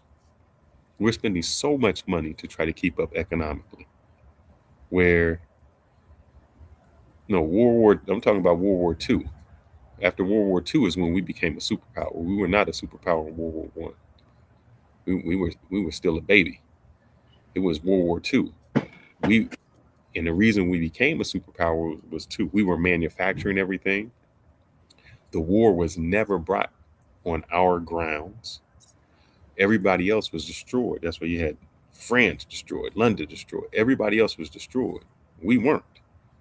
And we were manufacturing everything. That's why after the war, when we say war is good, the reason we could say war was good because it was good for us, because during war we were manufacturing. Right now we're not manufacturing. Shoot, our chips are made in Taiwan. If you take those chips away, most of the things we have don't function. That's why we had to try to get the chips back to the United States. We don't manufacture anything. Think about COVID. When COVID came, we didn't even have masks. Our masks were made in China. 90% of the antibiotics are made in China. 65% of all the ingredients in our drugs, China.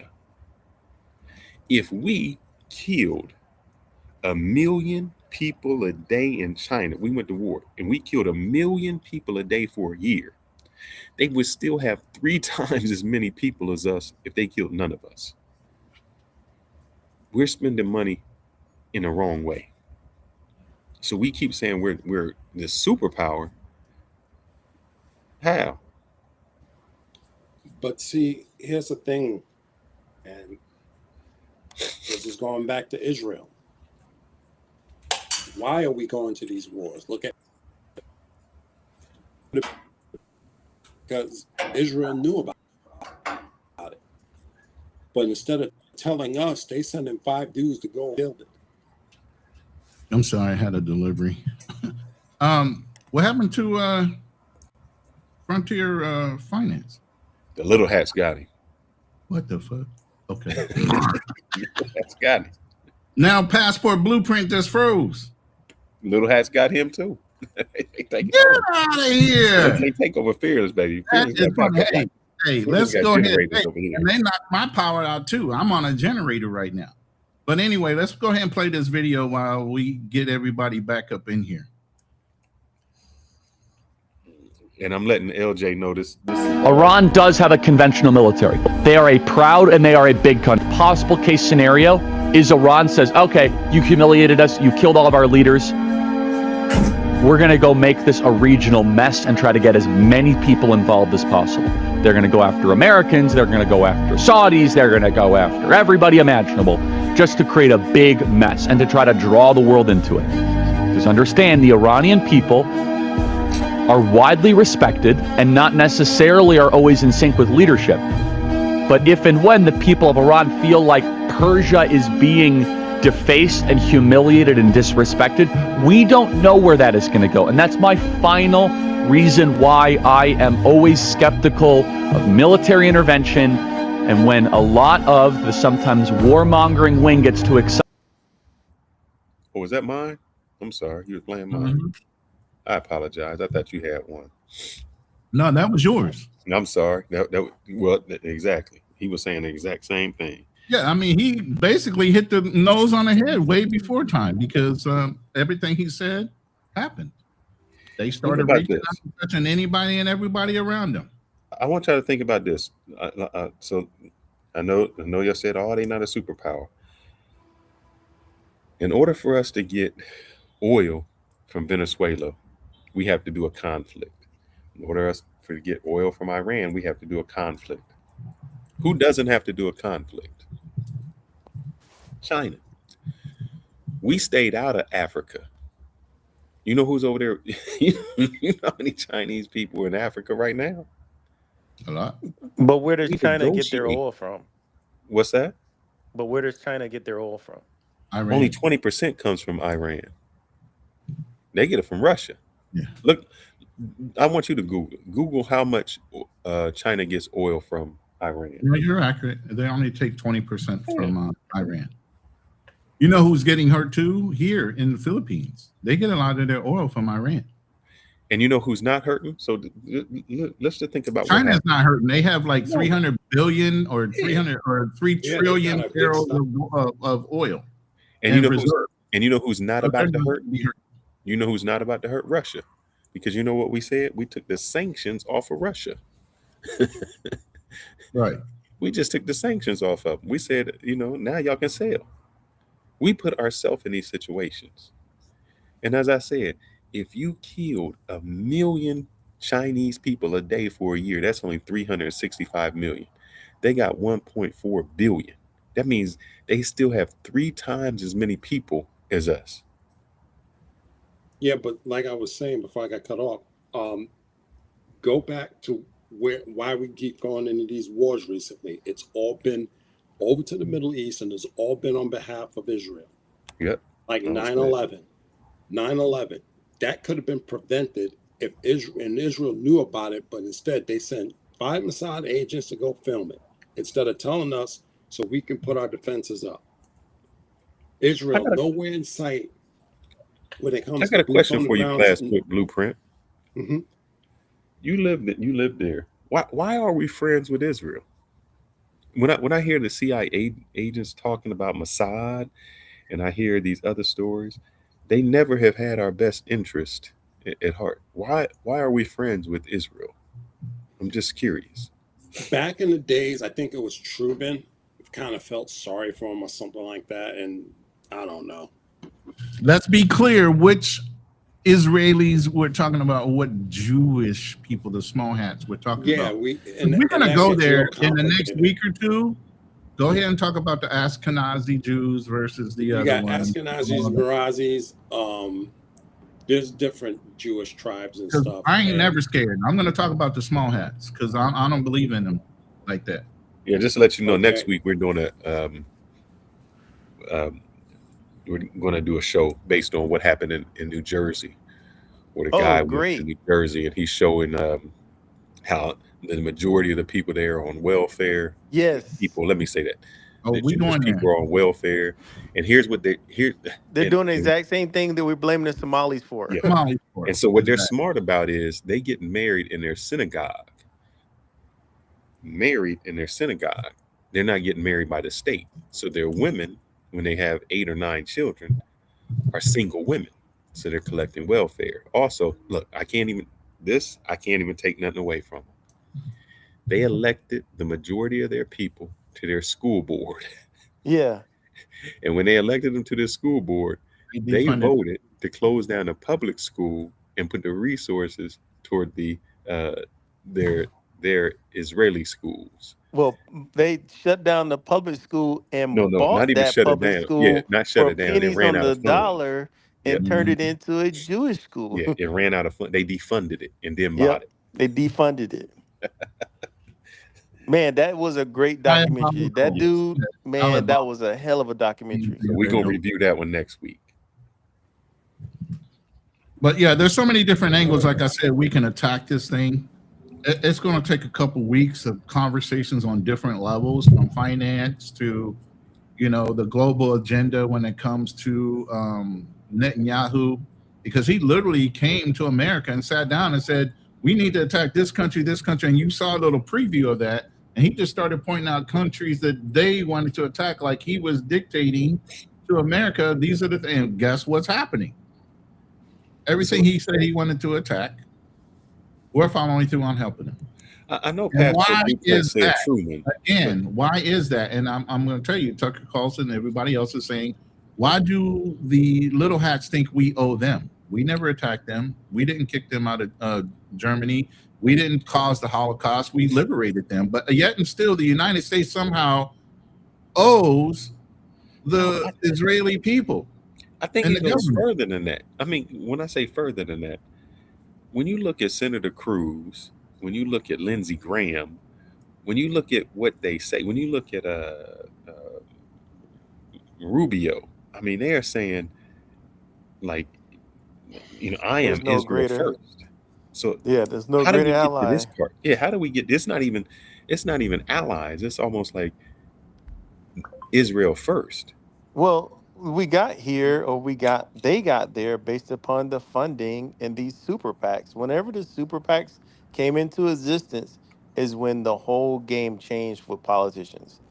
They never had that speaking point about them, and then super PACs came into existence.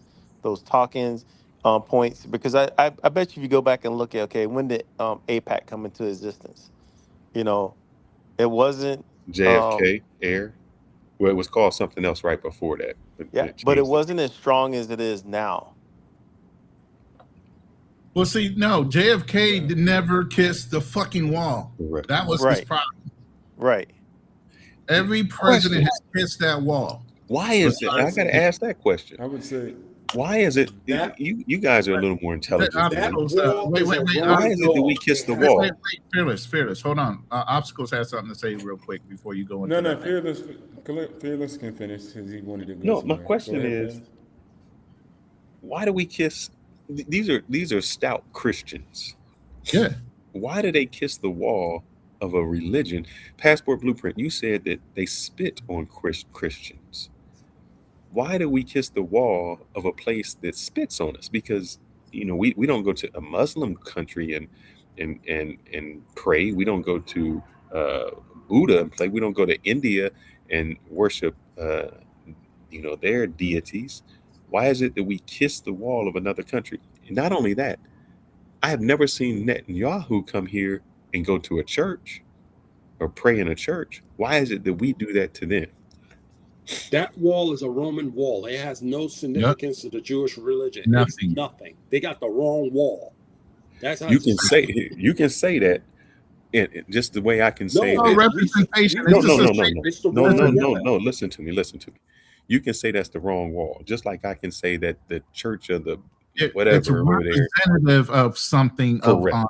So I Correct. get that. And the same thing with when you go visit the Pope, what are they doing? They're Kiss the kissing the ring. ring of the Pope. But no, I've never seen Obama kiss the ring of the Pope. I've never seen Trump kiss the ring of the Pope. But I seen Trump put on a little hat and kiss the wall. I seen Obama put on a little hat and kiss the wall. So I'm curious, Oh yeah.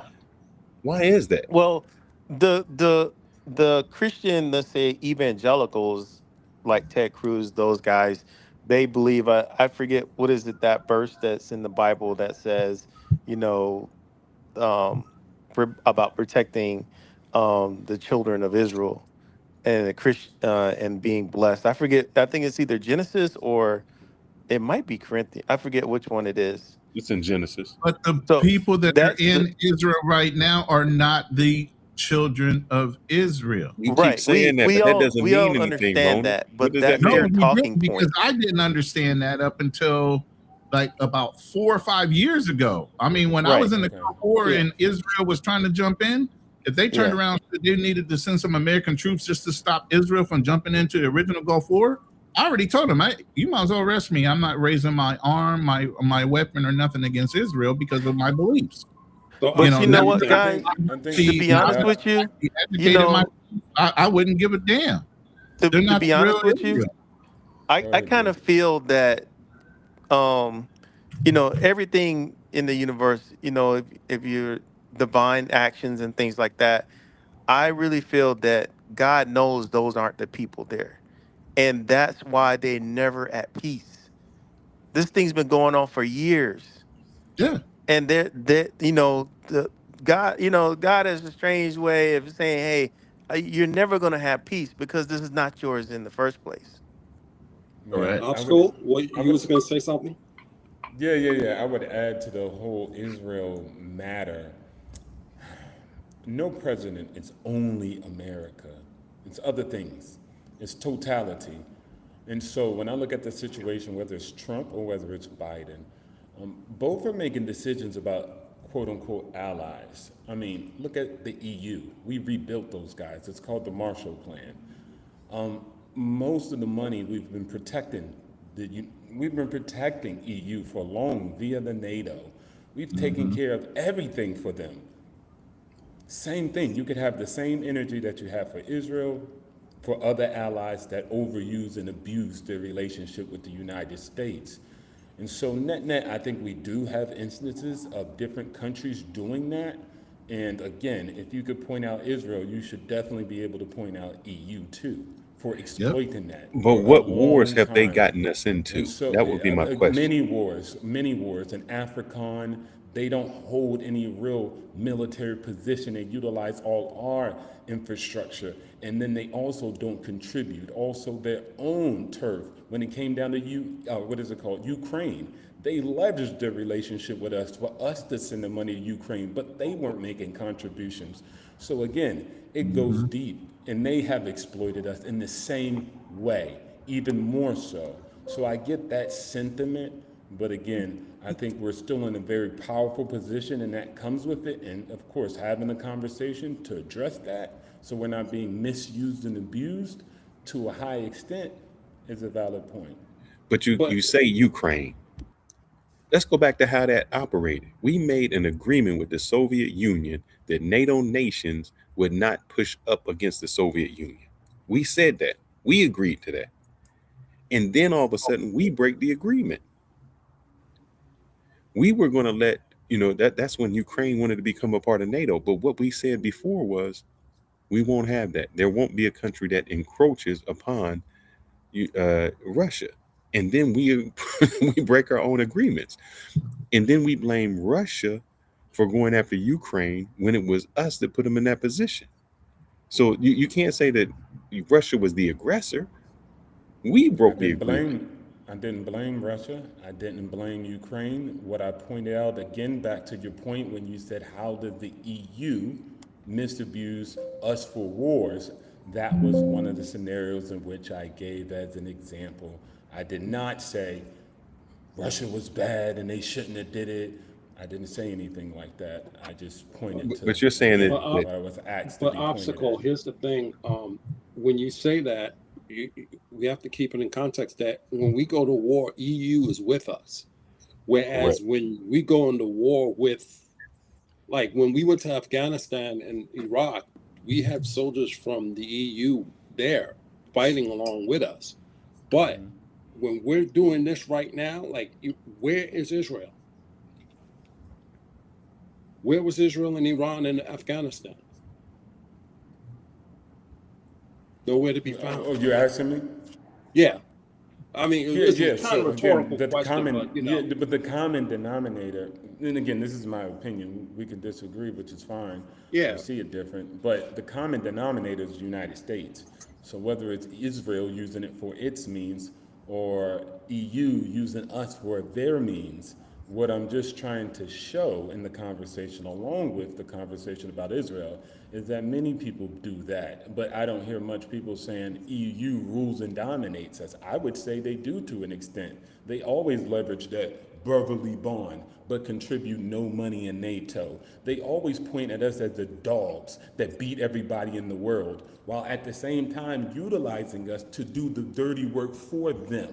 And if we don't, or if we refuse to, they attempt to make us look bad on the global scale, breaking our alliance with Europe. And so again, starting with the Marshall Plan, we rebuilt those barbarian individuals. We forced the EU among them to cooperate amongst each other. Prior to that, all they knew is death and destruction and decay in order to separate Africa from its resources. So again, we put that on lock for a lot of time. So I'm saying that external forces tend to try to exploit us for their own potential gain. And Israel could be on the board right along with the EU and other great examples of people trying to do that, which makes sense. The reason I'm gonna go against that is this. What? In the NATO or something, we always veto. Meaning, whenever we say that Israel is apartheid, we either abstain or we veto against it. When Because we they say, made it a "Oh, law. yeah," we always go against it. So we go against what Israel says, but for the other countries, we either for it or with it. EU didn't bring us into Afghanistan. EU didn't bring us into Iraq.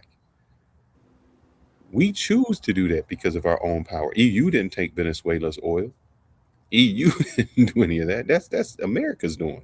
And if you looked at the first video, who said, yes, let's do this? Greenland, Venezuela, Iraq, Iran. It was us. And we can't even say we had a bad agreement with Iran, because I remember in the 1980s, a dude called what's his name, Oliver North. What was that, the Iran Contra? That was us selling guns and weapons to Iran. Yeah, I think what we're witnessing at this time period now is I call it, I mean, e- just a play on words. It's called I call it the great regime change. And it's, Maduro's gone, and now, it's like, well, Maduro's gone and we're going to strangle Cuba. Okay, so Cuba will be gone probably within, Cuba as we know it, will probably, not exist. Their government will not exist probably in a year. So you'll probably see some types of changes there. Now you're seeing the Ayatollah has actually been assassinated. So that most of his cabinet is gone. You're also going to see, well, you've already seen that, it initially started with Gaddafi. So Gaddafi's gone. These old regimes are all gone. And what America has done, along with the Israelis, is created the alliances with those Say Arab Israeli countries. and British But they both. haven't. But Drew, they haven't. They have created alliances No. with We went those into Arab Gaddafi and countries. we got Lebanon. Who's in Lebanon? Hezbollah. No, what I'm saying, Fearless, is that they created alliances with Arab countries that surround them. Jordan is the ally. We've gotten rid of Because the Israel king. cannot be allies to them. And since we're allies, then that keeps Israel safe. Do you understand how this is being leveraged? Look at the map that I just pulled up. What I'm saying, look, And the reason, let me we finish went into Lebanon. before you Lebanon is bring something else in. Before you what bring I'm. something in, We have let me show you that. destabilized, and because of that destabilization, we've done. Lebanon is destabilized. Syria is destabilized. That doesn't make them safer. You say I never said anything about yeah, safety. I said that this is the regime great change. regime change. But that what I'm saying is, how does that regime Whose change regime, though, are you talking about? benefit? Does it So benefit? Who does it this is benefit? it. So what we've seen is done. When I say the great regime change, let me define it a little bit more. Saying we have gone in and made it to where, okay, you don't see any of those Lebanon or nah, Syria, not Syria, but what was the first country? Lebanon, Gaddafi's country. Lebanon, or yeah, No, Gaddafi's country. Um, what is was it? that? Was it Libya. Lebanon? Libya. Libya. Libya. Yeah. So Libya doesn't have any real air force anymore, anything like that. Those weapons. Now you're seeing we're going into Cuba. Really doesn't have anything like that themselves. Also, we basically have neutered a lot of those countries to where they don't have those major weapon systems. But And the point is, why are we doing this? And that's why I'm trying to show you guys. You guys are talking around it, but I'm trying to be very direct. This map was prior to 1947. The UN partitioned off Israel for the land because they felt sorry for him. Israel was not even a state. They were Palestine. This is all Palestinian land. If you look at the marker where it says Arab nation versus the Jewish nation, which is green, do you see Jerusalem part of fucking Israel as a state? No. Who owned it? The Palestinians. But all of a sudden, all that green area, Tel Aviv, all that's still there. But now they have all of Jerusalem. This is where all the Gaza Strait and all the wars started. They pushed them back. They kept on pushing them back. They kept on living on top of them. And they pushed them all the way back to where? Egypt. This has been going on for a whole lot of years. This is that's not basically that stable. period there. I think is the beginning of the 7-Day War. Well, see, it's been because going on longer than that. But see, here's they the were thing. attacked by Why are Egypt, they- Jordan. But then they started calling Palestinians what? Terrorists for doing what? Defending their own fucking country and their own land. But because they had America as their big brother watching them and enforcing everything that went on from their statehood on, and it's always been America and Great Britain. It's always been both of them. How would you feel if somebody who's not even affiliated with your land give this group of people who are not from that land preference. 51% of that land. Yeah. You just said, Fearless, if somebody came in your house, wouldn't you fight them? You wouldn't give exactly. a fuck. I have no problem with the Palestinians Right. So doing at their doing. the same time, the Palestinians been fighting this war up front since they were basically forcibly told to give up a portion of their land, feeling sorry for the Ashkenazi Jews and everything else. But also, too, you got to consider that Israel bought some of that land too. Forcibly. Do you think purchased some of that land? Wait. Do you think Palestine wanted to sell that land? I don't know, but they purchased it. They didn't want to sell that. But not where they're at. They what about the West Bank? And then when you keep talking about Hamas, Hamas is not in the West Bank. Hamas is not in the West Bank. The Jews were given that land in the first place because Great Britain and America was having a problem with Palestine. So they built up Israel as a state so that they can reinforce being able to basically regulate the Palestinians. What was the problem they were having with the Palestinians? They were basically Bedouins. They were basically a bunch of nomadic Bedouins. But they were like nomadic. They were also. It's not really personal to the Palestinians. They were looking at Uganda, and so it ended up being Palestine at the end of the day. But they had several sites that they were looking at. But again, I want to just breath that's reality. Madagascar was one. That's like saying the Native Americans. Madagascar was there too. Was nomadic, but it was still their land. I agree. Yeah, I agree, but I'm just saying. He said that they were having problems with them. What were the problems they were having with them? They were nomadic. Well, no, if you look at it, the Palestinians, they show the boats where the Palestinians were. Let's go back to history. They welcomed the Israelis. Yeah, nobody wanted the Jews. They not Israelis. They welcomed the Europeans. We didn't want the Jews. Nobody wanted the Jews. The Jews wanted to come to the United States. We didn't want them. The Palestinians welcomed them with open arms. And you hear the stories about where they would say they would leave to go to the store and they come back and the locks would be changed. Like, this is our house now. You know, if you go back and look at some old historic videos, the Prime Minister of Israel, Golda Meir, she claimed herself as a Palestinian. She was initially a Palestinian. She changed over to statehood to become that first. But Drew, here's the thing. They had land they can go to. It's a place called Oblast, Russia. They were given that before they even hit Palestine. They were given that land. But why they didn't go to Oblast, Russia? Your guess is as good as mine. It's probably cold. Well, it is cold up there, but still, they had land that's twice as big as Palestine. So they decided. Do you guys think like everywhere they go, they get kicked out for some reason? Why? Do you guys think that this is the beginning? I don't think it's the problem with the United States of America. I don't think it's the destruction of America because of this. Like, come on. Like, again, we're still functioning on all four cylinders. Our economy is still strong. Our military is still strong. Is it something that needs to be checked out? Yeah, all right, go ahead. Figure it out. Here's the biggest something thing. That's going to cripple the United States? Nah. Here's the biggest thing. You don't think this is going to start to cripple the United States? No. I don't think so. What we're going to do is start opening up the eyes of everybody, because now the magnifying glass is on both sides, the left and the right. Why the fuck are we in this shit? Why are we fighting for Israel before we take care of our homeland? You said make America great. You didn't say go make Israel great. You didn't say any of that shit, because the right is so pissed off right now. It's ridiculous.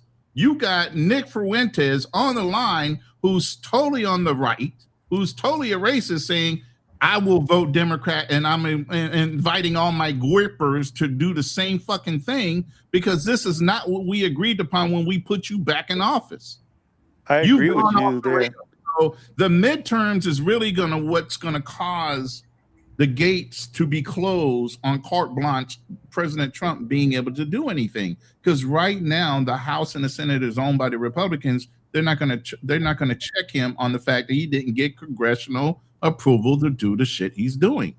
Once you put some checks and balances back in by having the House or even the Senate controlled by Democrats instead of Republicans is when all that shit stops. And guess what starts? Impeachment trials. Well, I don't know, Ronan, because one of the first actions this administration did, which was so strange, is that they got rid of the IGs. They got rid of all of the IGs. There's no more inspector generals, you know. And why do you And think that is? That ain't strange. that's your checks and balances. Your IGs are Yeah. the ones that are going to call you out. Yeah, and I think, but again, I want to, well, again, this is my perspective, but everybody does stuff like that. They try to assume more power. They both blame each other. Like, for you not to be honest about it, they just do it differently, but they're attempting for the same result. And so, net, I see that if it comes in a rise that people want to impeach Trump, then so be it. That is the order of the land. That's why, again, I believe America is too strong and it will sort itself out. And we have a good system to do that at the end of the day. So I know y'all keep saying that America's in a great place. And I'm glad that I do got a good job, but I don't see it that way. I see that people can't afford housing. We can't afford food. The food has gone up. Gas is going up.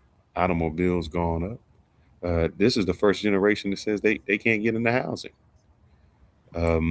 We They are can get into spending, housing. They just don't want to get into housing in the areas they want to be in. well, thank you, Drew. where I'm at, I know y'all say that. Facts. I don't see it that way. When the average house is still $400,000 where I'm at, what you have to get there is makes the wall much better, much higher. When Hey, we look bro, I can say this just by my experience that unfortunately, I have a home in Hawaii, and people leave Hawaii all the time to get houses somewhere cheaper. So they come to Nevada. So if you want to live in the Shout area, out to them. can you get a house? Yeah, absolutely. But you may need to move. well, Yeah, and moving is that's great, always but you been got to have a American job where history. you're at. So usually where you move to, the job is is still paying less than where you're at. So it's like saying, hey, That I can get cheap housing in Alabama. Yeah, but there's no jobs in Alabama, or the jobs become proportionate to what I would be making. And also, many people take that perspective, and I'm okay. That's probably why they won't have a house, or that's probably why they have the issues that they have in their life. But when you really break it down, if you're an entry level, you look for an entry house, not a medium house, which is mid-level pricing. And again, this is why I love doing this stuff, because I liberate people from those ideologies that they can't afford it. And it's mostly just internal problems and issues. But when you look at the numbers, compared to most nations in the world, affordability in housing is very good in America in comparison to the majority of places on the planet Earth. Now, there's massive amounts of financing, massive amounts of grants and loans, massive amounts of support. You just have to be smart and strategic about it. But again, I say America's doing well as far as geniuses go, because the data shows that. Whether people decide to leverage those lofty jobs they have to position themselves into a good position in life is a different conversation.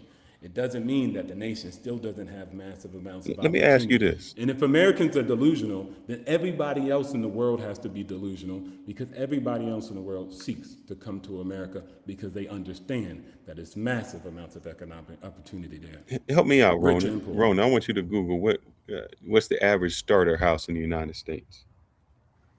Say that again. What's the average starter house price in the United States? The price of the average starter home in the United States. Hmm. I don't know. I have not Googled it, so I'm going blind. Hold on.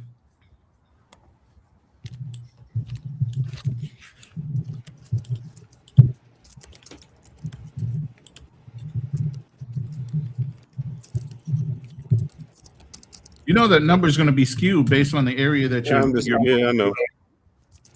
Well, you just said United States, so it'll be just the whole of the country. The average house is approximately between 192.5 thousand and 200. I'm looking at something different. My Chat GPT says the average starter house is 260,000. That's doable. The top end. The bottom end is 192. The top end is confirmed. It's 260. That's But the doable. bottom end is 192. Very, That's very, very doable. very doable. And the Very United, doable. especially if you're in Kansas and Missouri, those houses are running, and some of those older houses are 40K, 45K. You can basically knock that house down and build your own fucking house, but you're on fucking land. Doable to who? In Kansas and Missouri, you can do that all day long and build a very nice house for that price. You know What you're saying at Hold up. I'm 190, looking- hold up. I'm 195,000 looking at at this. 6% I'm is looking what? at the numbers. I said it said the average house was 260,000. Okay. That means the income needed is 70 to 80K. $70,000, right? Yeah. What is the average Doable. salary in the United States? About 45 to 50K, depending. So that's double what you have to make. No, it's about 20,000 over. Because Okay, 70,000 so let's say annually. it's 60,000. Let's say it's 60,000. If the average salary is 40,000, You're living house poor. Yeah, you're going to live house poor if you buy a house. And If you fearless only make too. that amount of money. Not everybody needs to be able to own a home. I mean, it's just what it is. Not everybody's going to own a home. So you have to qualify.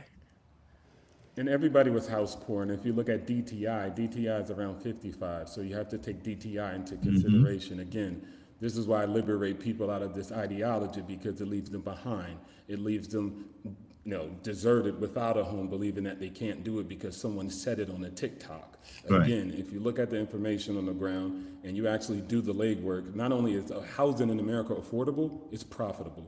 You can actually move into a house and get paid and take money away in the deal, even though you'll be house poor, but that's okay. You had no money in the first place. So again, Now it's you have all an about asset how at you least. do it. Exactly. Now you at least have an asset. Right. So the opportunities is there. That's why I'm more so leaning on the optimistic to be bullish about America, because I know how the landscape is laid out. And these are people that I'm taking at an average, truck drivers, people who work at restaurants. These are not IT professionals making 100K. These are just people But hey, making hold on regular now. money. Obstacles. Truck drivers are making over 100K now. Now, how much do they keep? Yeah, some are really doing good, yeah. And the operators are there. They're making a killing. And like you said, My question how would be this much you then. gonna keep? If the housing is so Right. great, why are so many of the housing contracts canceled? Why is this the lowest time when people are buying or selling houses? You got to look at, hold on. You got to look that's back a about small a year portion to of it. 3 years ago where people were overpaying for houses. They were Yes. literally paying $100,000 to $200,000 just to Hold close up, a but nothing has deal on a changed. Hold up. The houses here, where I'm at, maybe 5 years ago, a $200,000 house all of a sudden became a $500,000 house. So it didn't Not change. all of them. Hey, first of all, that's over-evaluation. Nobody's putting no checks and balances on the fucking appraiser. Overvaluation doesn't mean anything. No, it's still it does. what it appraises for. Let me explain why. Back in the early 90s or late 90s, I was going to buy a house. Okay. And I'm an architectural major, so I understand building materials, location, all that shit matters, right? Well, I'm buying a first phase home in Ontario, California. Okay. At that time, that house is going to be appraised for, and it was a very nice house in a very nice community, for $165,000. They said, you're lucky, as I'm signing a contract. I said, why am I fucking lucky? Well, by the time we get to the fifth phase, your house is already going to be appraised for $300,000. I'm like, what the fuck? How are you doing that? Oh, well, we raised the price on every phase. I said, are you doing that because of the cost of materials? You doing that? Why? Cost of inflation? What the fuck are you doing? How are you raising the price on every phase to get to the fifth phase? Oh, we just can. No, you fucking can't. The appraisers and the fucking contractors got together and they agreed to let him charge whatever the fuck he wants. And that's why housing is so upside down, because there's no regulation and nobody keeping anybody fucking honest. And that's been since the 90s. That's why Wall Street dropped in 2008, because everybody was leveraging against the real estate loans of people that should not have deserved to own a fucking house. But they let them have it in. I want to add to what you. Oh, go ahead, Fitz. No, I'm done. Go ahead. But you said 1990s. I'm talking about 2026. It's a different. I understand that, but that's Well, all. let me tell you this. Wait. Let Obstacles get his point out before y'all start going into another area. Go ahead, Obstacles. I was about to add on what you just Yeah. said, Ronan, and it's actually funny. I know we kind of tend to say Wall Street and banks, but Mhm. I ran the numbers through ChatGPT and also Grok, and also just did the research because, of course, I give this information to a lot of people.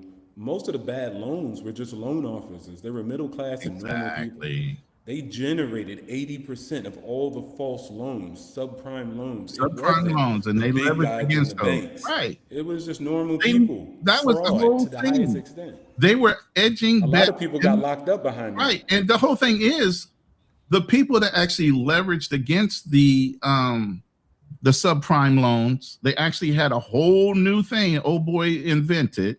He bet against the subprime loans failing. And all the banks After took they were that shit. securitized. Right. Everybody took Because that by shit that because point, they it were like, was oh, there's already no way down. that's going to happen. You're And it talking about happened. something that happened then. I'm talking about right now. I look But at didn't I got didn't hold up. up. I look so at the if talk this about that. year so this year January and didn't the February, more people canceled loans than in the Still last going, the 20 appraisers years. are not honestly appraising the property accurately. They're going did this along with the No, contractors did this evaluation. not happen this year? Didn't Trump pass a law or did they not pass Yes, something you that lock says that shit that down because they're lying. it says what? What did no, law did it that say? wasn't there a law that was just recently passed that said something about, Wall Street, those portfolios of them investing in Ugh. uh, Yeah, single yeah. I family mean, How are homes. you, yeah, they Drew? can't Let own me them. ask you, how Yes. you gonna bring the housing prices down? My house was. I'm just saying, your house was. You bought it at 250. Now it's appraised at 500. Absolutely. You think they're gonna sell You it for know, 250? you listen, you know how Oh, you can do it? that's not a new build. So No, who's gonna bring the listen. housing pricing down? So fearless, could this possibly happen? I'm just throwing out a scenario. Could this possibly happen? Could there be a block of houses that are owned by some company that's Could in be. Yes, your they do in that your now. area, Yeah, and they could be. say, "Well, we want to get rid of this block of houses," or or maybe a company goes belly up, and they say, "Well, we got to foreclose on all these houses." So then it brings down the value of your house. Yes. Oh no, that could happen, but that doesn't happen. You're talking about a scenario. Yes, This is there's a what real hold estate up. mutual fund right now This where is what a usually happens. I'm gonna corporation tell you what owns usually houses. happens. Wait, there's a real estate mutual fund right now where multiple corporations brought up a lot of real estate and they use that as the funding for the fucking the whole investment. What's Yeah. that got to do with And bringing then, houses down? and then what's funny too, Ronan, is about it is They're the people holding the who market up by available resources. If they're buying up the houses, it makes it less. So that brings up the value or falsely brings up the value on the housing. The only way to correct this is to hold the banks fucking honestly. Have actually federally certified appraisers go out and reevaluate all the properties that look like they might be They already overvalued. do that, Ronan. Readjust the loan. Readjust the do it. loan from the bank and readjust what the payments need to That be. doesn't happen. Here's what happens. That's why it doesn't I'm happen. telling you, I live in it. This is exactly what happens. Every year, your house goes up, and there's people complaining to say, "Man, I was just paying $3,000 in mortgage, and now my mortgage went up to $3,300." You know why? Because they want the taxes. That's taxes and insurance. They want the taxes from the fucking Hold on. property. So now let me talk.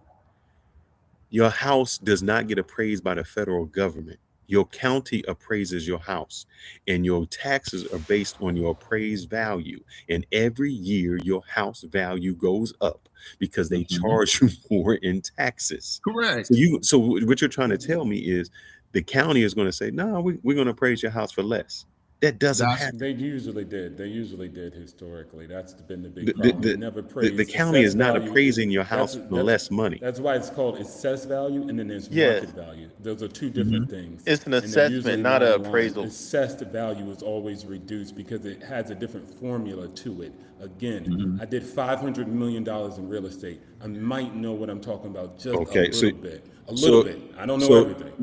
Then if houses are so affordable, why is nobody buying the houses? Because people are not financially literate, and also people don't seek home ownership as a priority as everything else that they have in their life.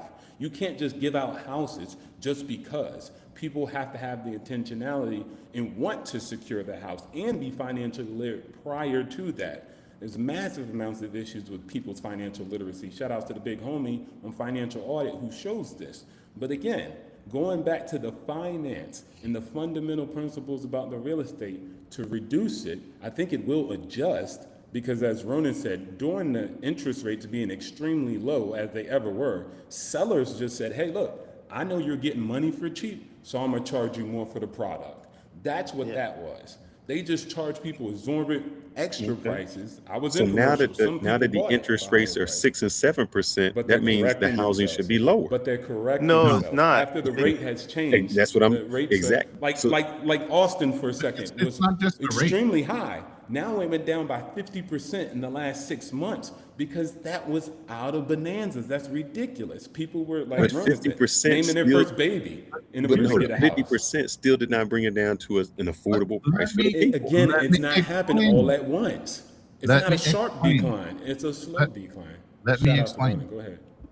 Until you guys hold the contractor and the real estate appraiser honestly, meaning the mortgage company, looking at the real property values, the cost of materials, and everything else that went into that development per house, and giving a fair assessment on the evaluation, not letting the contractor dictate the price and going along down the road of saying, yes, that house is valued at that price, you're never going to fix this.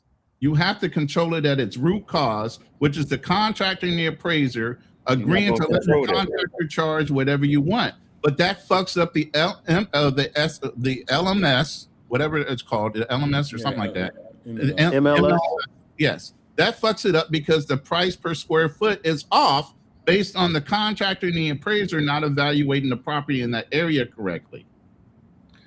Drew, you said you stay in Honolulu. I just watched the No, I documentary. don't stay in or Honolulu. You had houses out there or something. You was out there. I just do. read that the native Honoluluans, Hawaiians, Hawaii. can't even afford the houses. So let's make sure there's a clear distinction. There are native Hawaiians Yes. and there are people who reside in Hawaii. No, I'm talking Native about Hawaiians the native Hawaiian. Native Hawaiians actually have as access to something called Hawaiian homeland. Because what happened? What happened is they were government supplements. No, it's just like the Native Americans. They say, hey, we're going to give you this block of land, Native Hawaiians, and you're on the list. And, once a house comes available, you maybe It's we can affordable get you housing. there. Yeah, it's affordable housing, but it's their land. It's not market price housing. No, it's definitely not market price housing Exactly. because the average house in Hawaii is a million. Can't afford it. What's that? Because they can't afford it.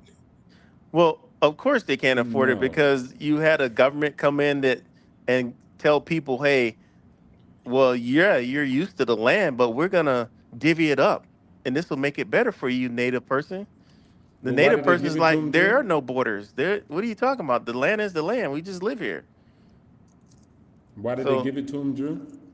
Why did they Well, you didn't give? necessarily give it to them. The land. Yeah, why did they give them this subsidy? Because they're Native Hawaiians. Exactly. Not because they're poor and they can't afford it, right? It's Right. just because they're native. Exactly. Yeah. There we go.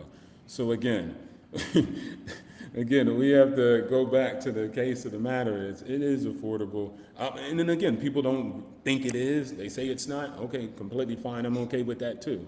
But at the end of the day, if you go do the legwork, you can make it happen. And again, all those cases are extremely metropolitan areas and selected different markets and metros. If you look at the vast majority of America, everything didn't skyrocket.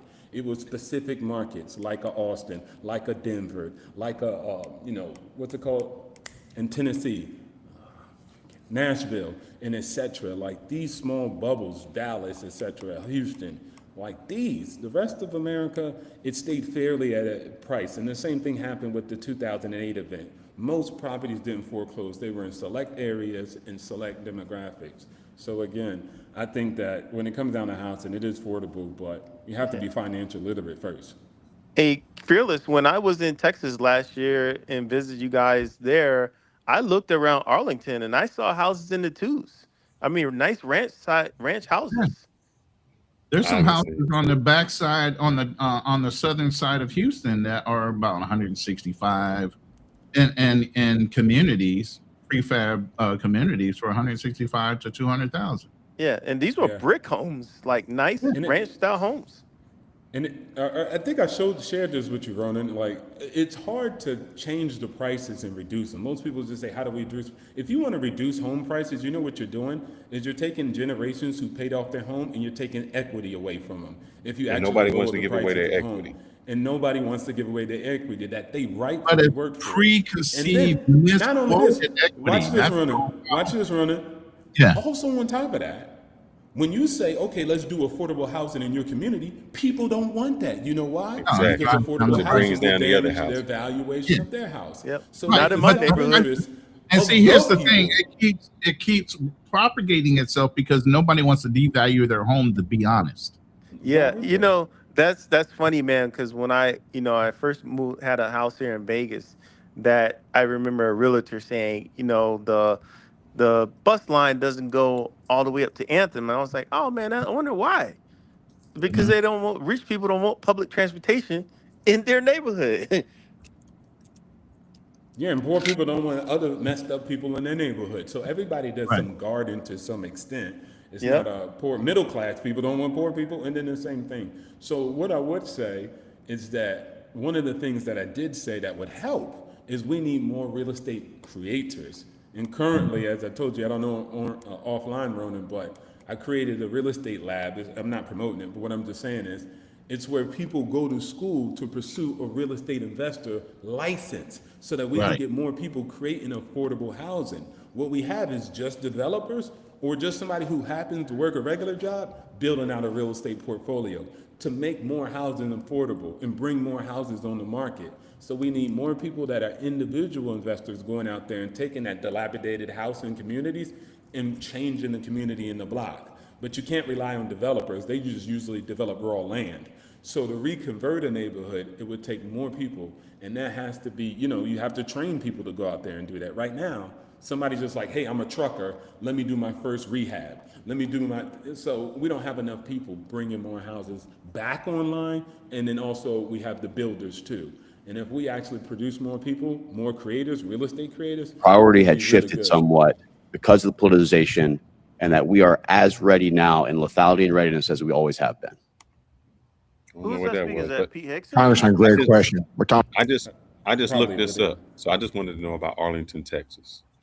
So the average housing price in My Arlington, words. There's a Texas word that the ranking is member uses that I haven't heard $300,000 yet, except from and it him. It's called says patriotism. that the income needed for that is 80 to 100,000 based on the 28% rule.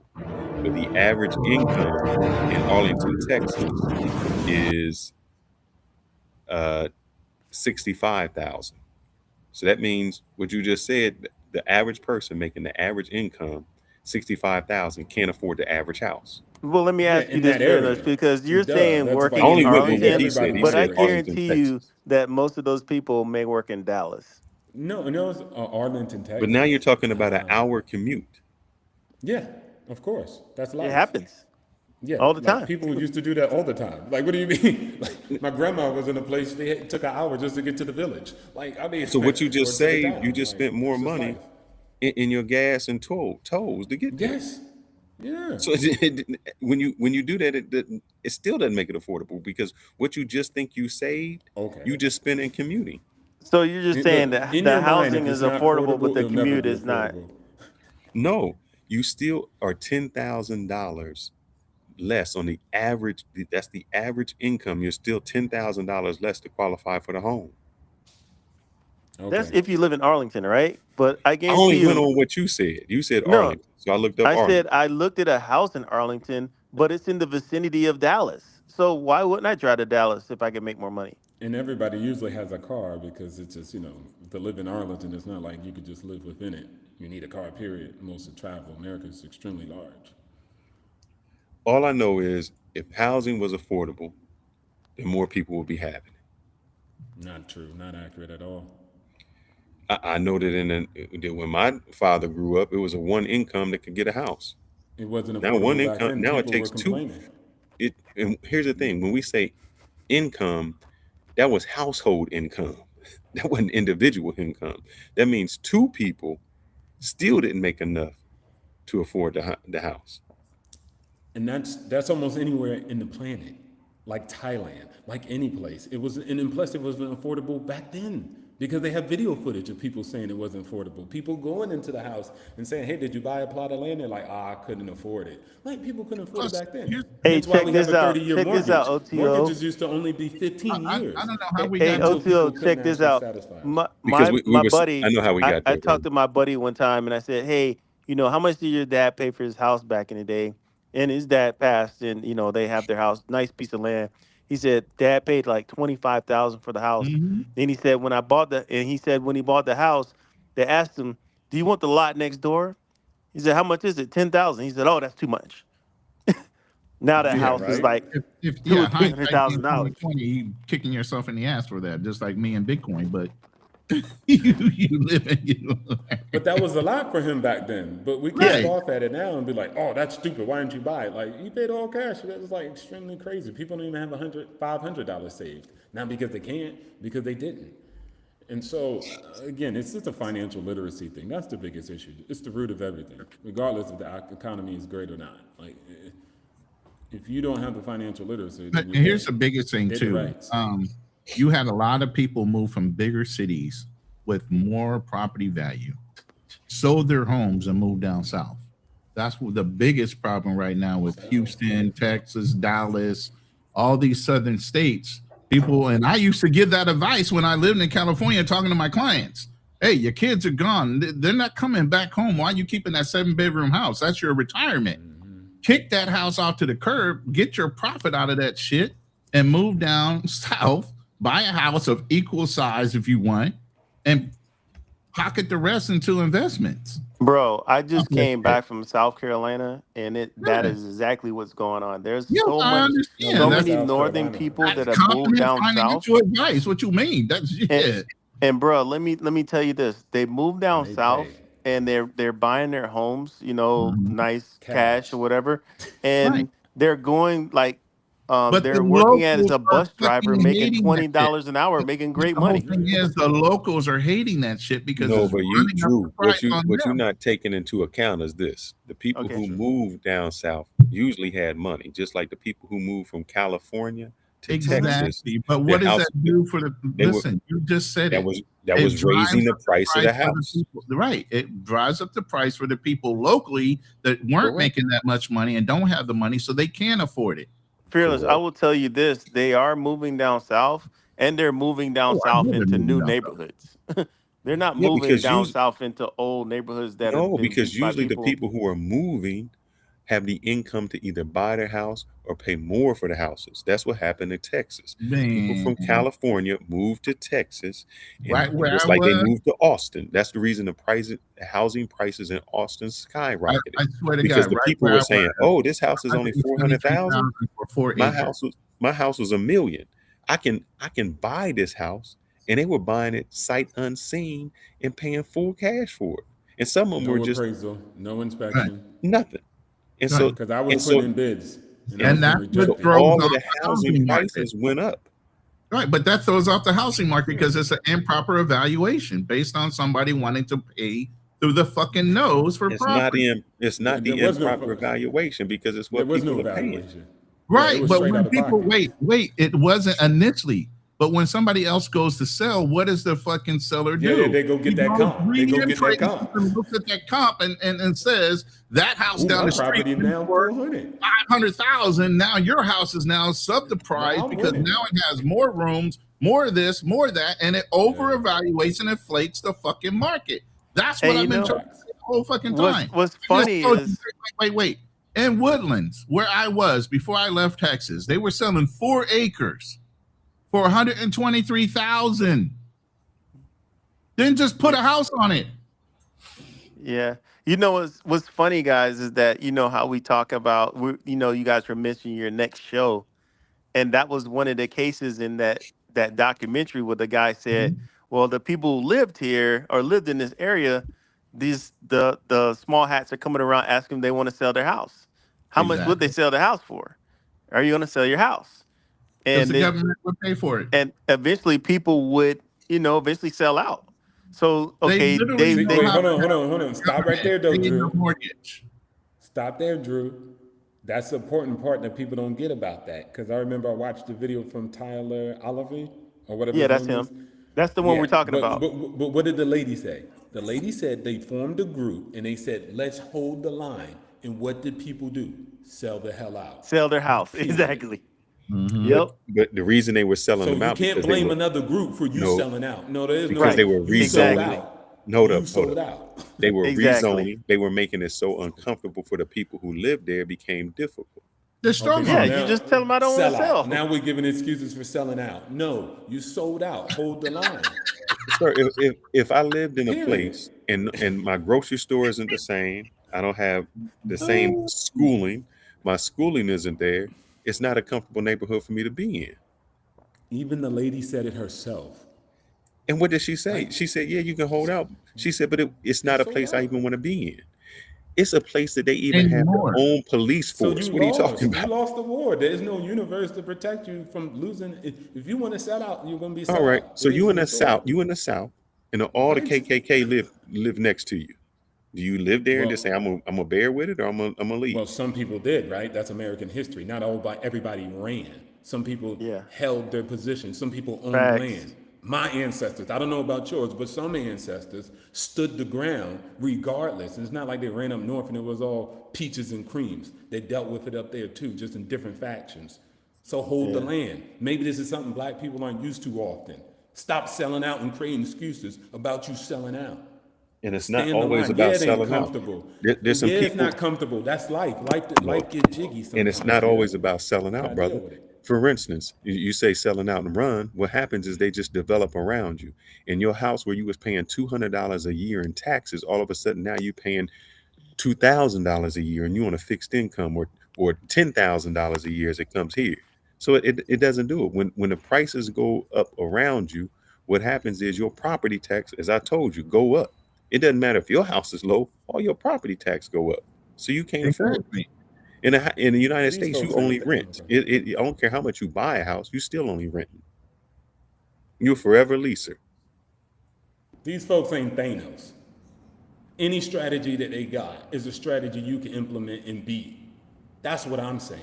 I'm just different, maybe. My mindset is different around it. Those strategies that they're using, if they're allegedly using them, then you can outcompete those. But if you're not and you're selling out and you're not activated and getting active like they're going to get, you're going to lose. Period. No, Exactly. there's I nobody else agree. who's going Out to there, save there are you. people. Look, Ain't I no agree fault there with of are that people who God. strategy. kept Ain't no their fault of the houses. government. There are people Go who ahead, go kept ahead. their houses, and all of a sudden, their property tax went out to where they couldn't afford it. What are you going to do? Well, fearless. The one thing too is that That's not the this didn't situation. happen Them dudes overnight. sold the hell out. They didn't. This sellout didn't happen overnight. I mean, this happened.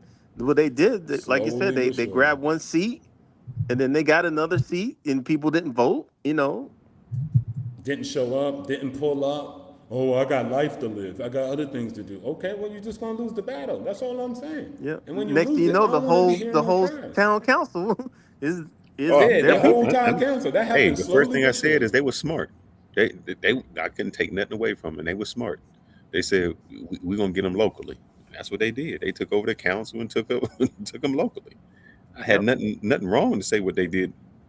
What And they one of did the was other legal and legit. things I'd like they said not to burst your bubble on that documentary is the fact that one of the guys said one of the main things we had to do too was bring a grocery store into this neighborhood And Drew, the because guy also said, one of the Jewish guys said this, and I was like, damn, okay. He was like, bro, look, we pay for the private school out of pocket. So he's like, we yes, pay for the private school out of pocket. We still make our contributions for property tax, which goes to the schools. But since we're not involved in most of it, because our kids are not in those schools, right? Net, we only use the bus. Out of all things, we got them to concede and use the bus. But what I'm trying to show is most Americans that were in that community was like, well, I pay my property tax, so that should take care of the school. What I'm saying is another group of people added extra money towards the education in their school system and infrastructure. So they were going to be able to outcompete you at the end of the day. They were They the took highest money from their recipients of pocket to do welfare. that. What are you talking about? They were They're the the highest highest recipients of recipients of welfare. Okay, welfare. here we go. Did they apply for it, and was it legit? or was it fraud? Legit in what way? Because this is how they hit it. Per the rules, per the requirement. This is what they did to circumvent it. They got married in the synagogue and did not file it. Okay, cool. Is that illegal? Oh no, it doesn't have to be illegal. They just gaming the system. Who? No. They're just playing by the rules. If it's not illegal, then it's illegal. But they were also you can make committing that the fraud illegal, because which they is completely fine. They showed the guys who committed all the fraud on there, the Section 8 fraud and all of that fraud, because they were arrested. That one? Maybe it was a different one. Which one is this? It's still the same guy. guy. He's talking about the New Jersey situation. New Jersey situation. Yeah. He showed fraud on documentation from the Ashkenazi Jews. Oh yes. No. He showed it? I don't think he did. Yeah. He didn't show no paperwork. He just went around the neighborhood talking. Oh no, to people he and showed the asking conviction questions. people. Oh, the convictions, yeah.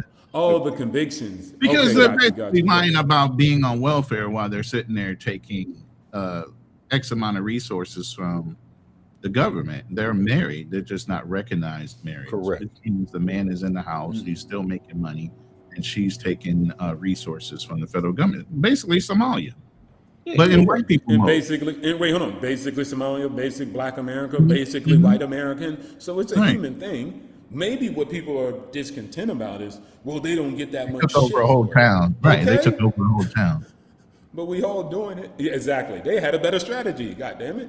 So at the end of the day, you mad at them because they had the best strategy out of all y'all. All y'all been freeloading off the welfare. They just did it better.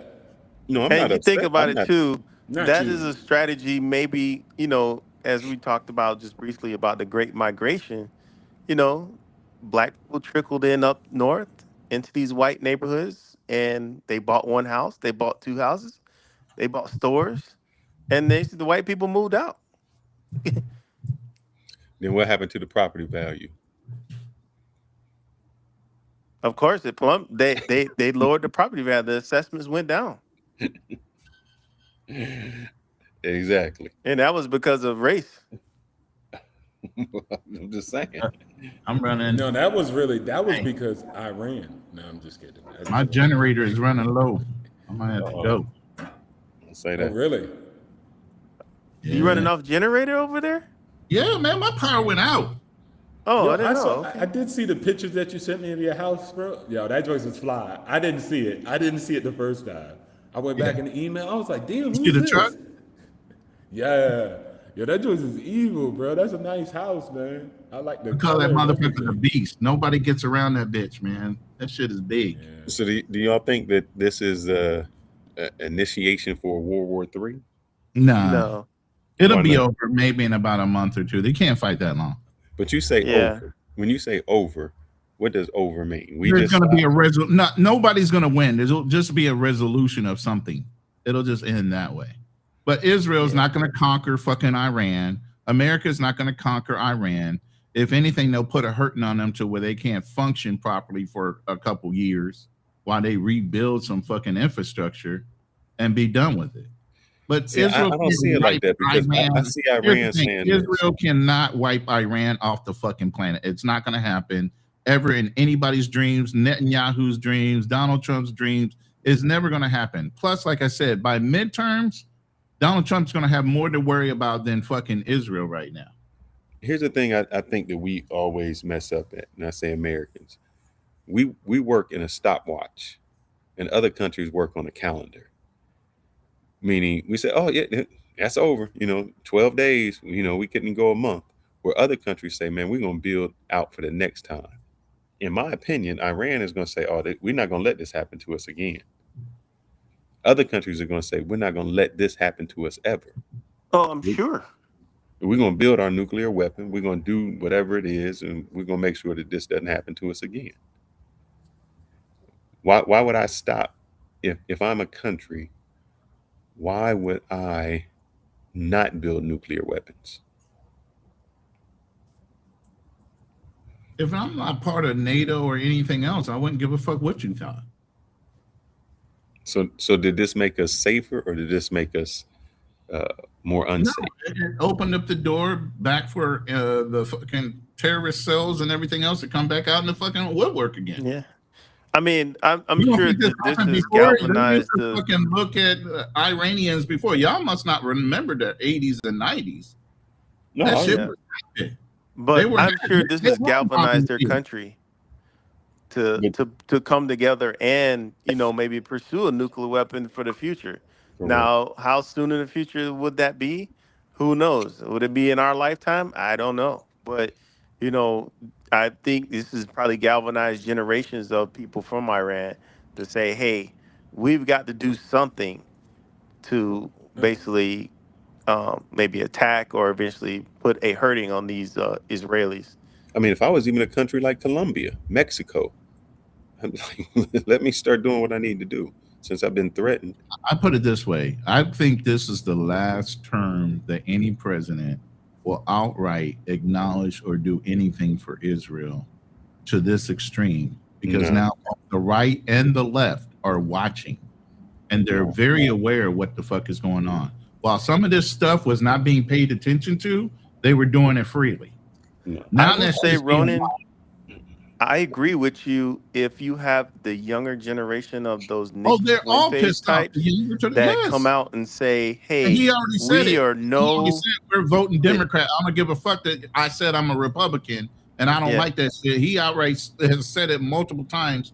I yeah. would pull up his streams, but he said it But I'm multiple I'm times. saying if that We're generation voting comes fucking out and Democrat. says we are no longer They have. pro-Israel like our parents were, and our Yeah, our they have. that is going to be devastating The because problem is that that's the one generation thing doesn't that vote. group did. That's the Oh, one yes, thing they that do. group did is that they own the major social medias. So Larry Ellison owns TikTok now or whatever. You got what's his name? Mark Zuckerberg, who owns WhatsApp and also Facebook, Instagram. TikTok. They've Yep. cornered a lot of What the major media, social medias. Also, I want to add to it. I'm not anti or pro the war. I'm just kind of neutral on it. But what I would say is that I'm definitely anti people who are Iranian American or Iranian just visiting, advocating for America to fight this war because they want to see Iran liberated. See, I don't like that. I don't even agree with Trump. If there weren't people ready to take over and bring in this new freedom, I don't want to hear nothing. If they're not prepared to fight for that, we shouldn't take the first blow in the door or Now, do the whole lift and job for them, if that is even the valid reason for us to go. But I know it's a point that people often pick to. I don't care if people are cheering in Washington, D.C., dancing in the streets. They need to actually put on their goddamn Kevlar or get their damn pen as an engineer and go back and build the country that they want to party on the street when we fight. oh no, here go the thing. What you really missed when you ask them, Yeah, well, the ones in America, when you yeah, say, well, if we liberated, are you going to go back? They're like, oh no, we're not going back. exactly. We're not going back now. We But they American now. want our troops to go there, hold the guard, do this and do that for what? So you can have a second vacation spot back in your homeland that you probably never visited, or you think that whatever the case may be, you want us to do that? I dislike that heavily. And you know who? Before you play that, you know who I really dislike is Pete. What's his name? PB. What's his name? Oh yeah, PB? PBD. Yeah. Oh, Patrick Ben Davis. Yeah. Because here's what he'll do. He'll say, "Oh, Iran is bad. It's this and this." And then you're like, "Well, when did you live there?" He left when Go he was back. 9 years old. And I'm Go like, build some apartment complexes or something. Take over. I'm like, Be bro, the what do you know president. about Iran? You left when Bro, you I was was 9. talking to a Cuban just the other day too, and I said, "Would you go back to Cuba if they liberated and got everything? You can get some land, some property, some beachfront property." Nah, hell no, I wouldn't go back. All right, let me play this real quick because I'm serious. I'm running out of power, y'all. All We're right. going to end this pretty soon. College-educated voters, the MAGA voters that support the war. Now it's the college-educated that are saying this is a disaster. There's no plan here. This has been mishandled at the minimum. It was probably ill-conceived regardless of how it was handled. And what does Trump do to the people that are against the war? He tries to annihilate them. He tries to ostracize them, tries to destroy them. This is Marjorie Greene. This is Thomas Massey. This is Tucker Carlson, Megyn Kelly. Yeah, that's right. But he always does this because Donald Trump cannot your people comment. out of the majority of For the who report, voted no. for him. It's just one of the He's actually the fourth of lethargy. He's retarding progress. He's actually sabotaging and thwarting progress. Whereas you might have right-wing people that are more extreme in their opposition to the Israel lobby, more extreme in their opposition to the buildup to war in Iran. Trump is pulling them right back, punishing anybody that he perceives to be disloyal. That's why I can't support it anymore, because how can you argue now that... I just wanted to play that part. He's already raising the fucking roof when it comes to, oh, hell no. This midterm, it's over. The House is getting switched. The Senate is going to get switched. All the college-educated guapers and all the right-wingers that might have been MAGA and all for it, they're fucking like, hell no. Because why? The younger people are the ones that are in the fucking sites of draft. Did you not know they brought the draft back? And they're looking at it now? Who the fuck wants to jump in a war with Iran for being eligible for a draft? Because the president wants to fight an Israeli war, not an American war. I know you say that, but the young people don't vote, man. Okay. They don't You vote. keep thinking that. Look this up. I don't know. What percentage of what age are we giving them? 18 to 25, 18 to 30? This way. If What it's percentage of them vote? listen, this is what I do know. I don't care what the statistics say right now. If it's something important to them, they're going to fucking do it. If it's something that they don't fucking care about, you're absolutely right. They're not going to vote. If this pertains to them and their livelihood and their benefit of either living or catching a fucking piece of bullet or lead, Catching this. guaranteed they're going to vote against that shit. And they already see the writing on the wall. There is a fucking war going on. We're already there. So why would they want to continue to go down that road with Trump instead of having somebody try to call him to the fucking table and saying this is all non-approved fucking shit? They never like it, and they still vote the same people in. Why do you think that Lindsey Graham and Mike McConnell was there for years? Nick Fuentes out of his own mouth said, yes, we supported all this shit until you went to the far fucking dark side of shit that we don't support. Now we got to turn around and say we don't support you no more. He just said it. That's what I'm trying to tell you. It don't matter what he said. They don't vote. They will vote. They will vote. Believe me, they will vote. When abortion was, hold up, you had a whole group of women who said, Mhm. oh, they'll never get rid of abortion. And when abortion was on the table, they still didn't vote. They'll vote. I'm telling you. Look, The I'm gonna tell midterms you, will be totally different. I was in Kentucky. We will be back in I was in December the- after the midterms, and we'll be able to say who voted and who didn't. Right now, it's all speculative. Midterms always goes against whoever is Your running. phone, When your Obama, phone is overheating, and my power is get ready to go. We can't keep All right. on this road. So let's go ahead and wrap it up. One thing we can agree, Fearless. One thing we can agree, Fearless, that Ronan said if the draft come back, he is ready. He is once a Marine, always a Marine. He wanna go down range. Shout out to Ronan, man. Listen. You already know No, there's Anna. no such thing as an ex-Marine. We're just Marines. Period. Once you get that bar, that's it. It Well, I'm gonna say ain't, this. oh, I'm an ex-Marine. No, you're a Marine. Now, gonna say soldiers will this. say that. Army will say that, and all this other shit. They'll say that shit, but a Marine? Nah. I'm doing this. Ain't no Iranian ever called me a nickel. That's where I'm going. I'm draft dodging. All right. I'm draft At dodging. your age, guess what? At 50, they're not coming to get you anyway. I don't I'm give a fuck draft how shape you in. You pushing 400 pounds. I'm here to advocate. my that president Fearless has got- a knee problem. Right. He can't go to war. Remember that knee problem? Yeah. But I'm 100% service connected. So if they activate me, it'll just be as a fucking liaison for some shit, and I'm good for that. You want to keep me somewhere in an air conditioned building? Go ahead, pay me. I'll sit there. I'll tell you what you need to know. If my president got heel spurs, shit, so do I. Shout out to Charlie Chan TV. Appreciate the stop in, brother. We're about to end this though. That way you can. And by the way, I'm sure Charlie Chan will be coming on next. So if you guys want to file in the Charlie Chan TV's channel, I'm sure he will be turning on his light pretty soon if he's going to go live. But I don't know what his topic is. But like I said, my battery is about to die, and I mean my generator right now. And I want to keep a little power for myself before the end of the day. Before they turn brother.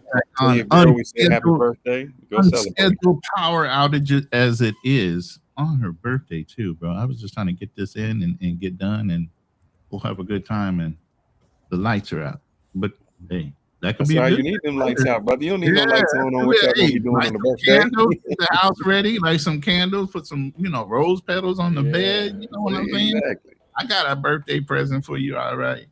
But anyway, I'm gonna let you brothers go. I appreciate it. There is gonna be a part 2, part 3, part 4, whatever. Because this conversation is not a small one. It's not a short one. It's one that we just broached all the different levels. And as you can see, there's so many different levels. Cause and effect, whether it be globally, cause and effect here locally, the price of fucking gas. People are already panic buying. Hey, I'm a prepper. If you're not starting to prep for certain things and not being around, I would tell you right now, while they're available, go grab them. Go get your dry goods. Go get your batteries. Go get some of the things you need. If you ain't got no fucking gas mask, I'm telling you right now, go get a gas mask that can filter out certain particles. I'm ordering them here too. Brother, I'm gonna tell you one thing I'm scared of. Because I kept watching the videos and I was like, why I keep going out? When that drone follows them Russian dudes, oh man. Is that because I'm like, why I go out? And I figured it's the bomb that blown. It's a bomb. God, yeah, they're getting blown up, man. That's what it is. For the DJI. Man, that's crazy, man. Hey, I got they my throwing rocks at me. Oh man. I got my makeshift one right here. I can make me a bomb real quick. Dust initiator, get some but you got to protect from the bomb coming at you, man. That's the problem. Hey, yeah, I can't figure that out. I ain't got nothing for that, man. But I can make them. All right, fellas, man. Be good. Be careful. Have a good day, man. Brothers, I appreciate you joining the live O2O Fearless and Passport Blueprint. You guys go subscribe to all these guys' channel. This is gonna be a short ending because I gotta go. I'm on battery power. See you when I see you. Later.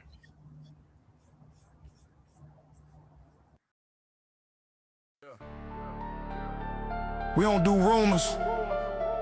We run facts. No smoke without structure. No noise without receipts. This is hit run. This is hit and run.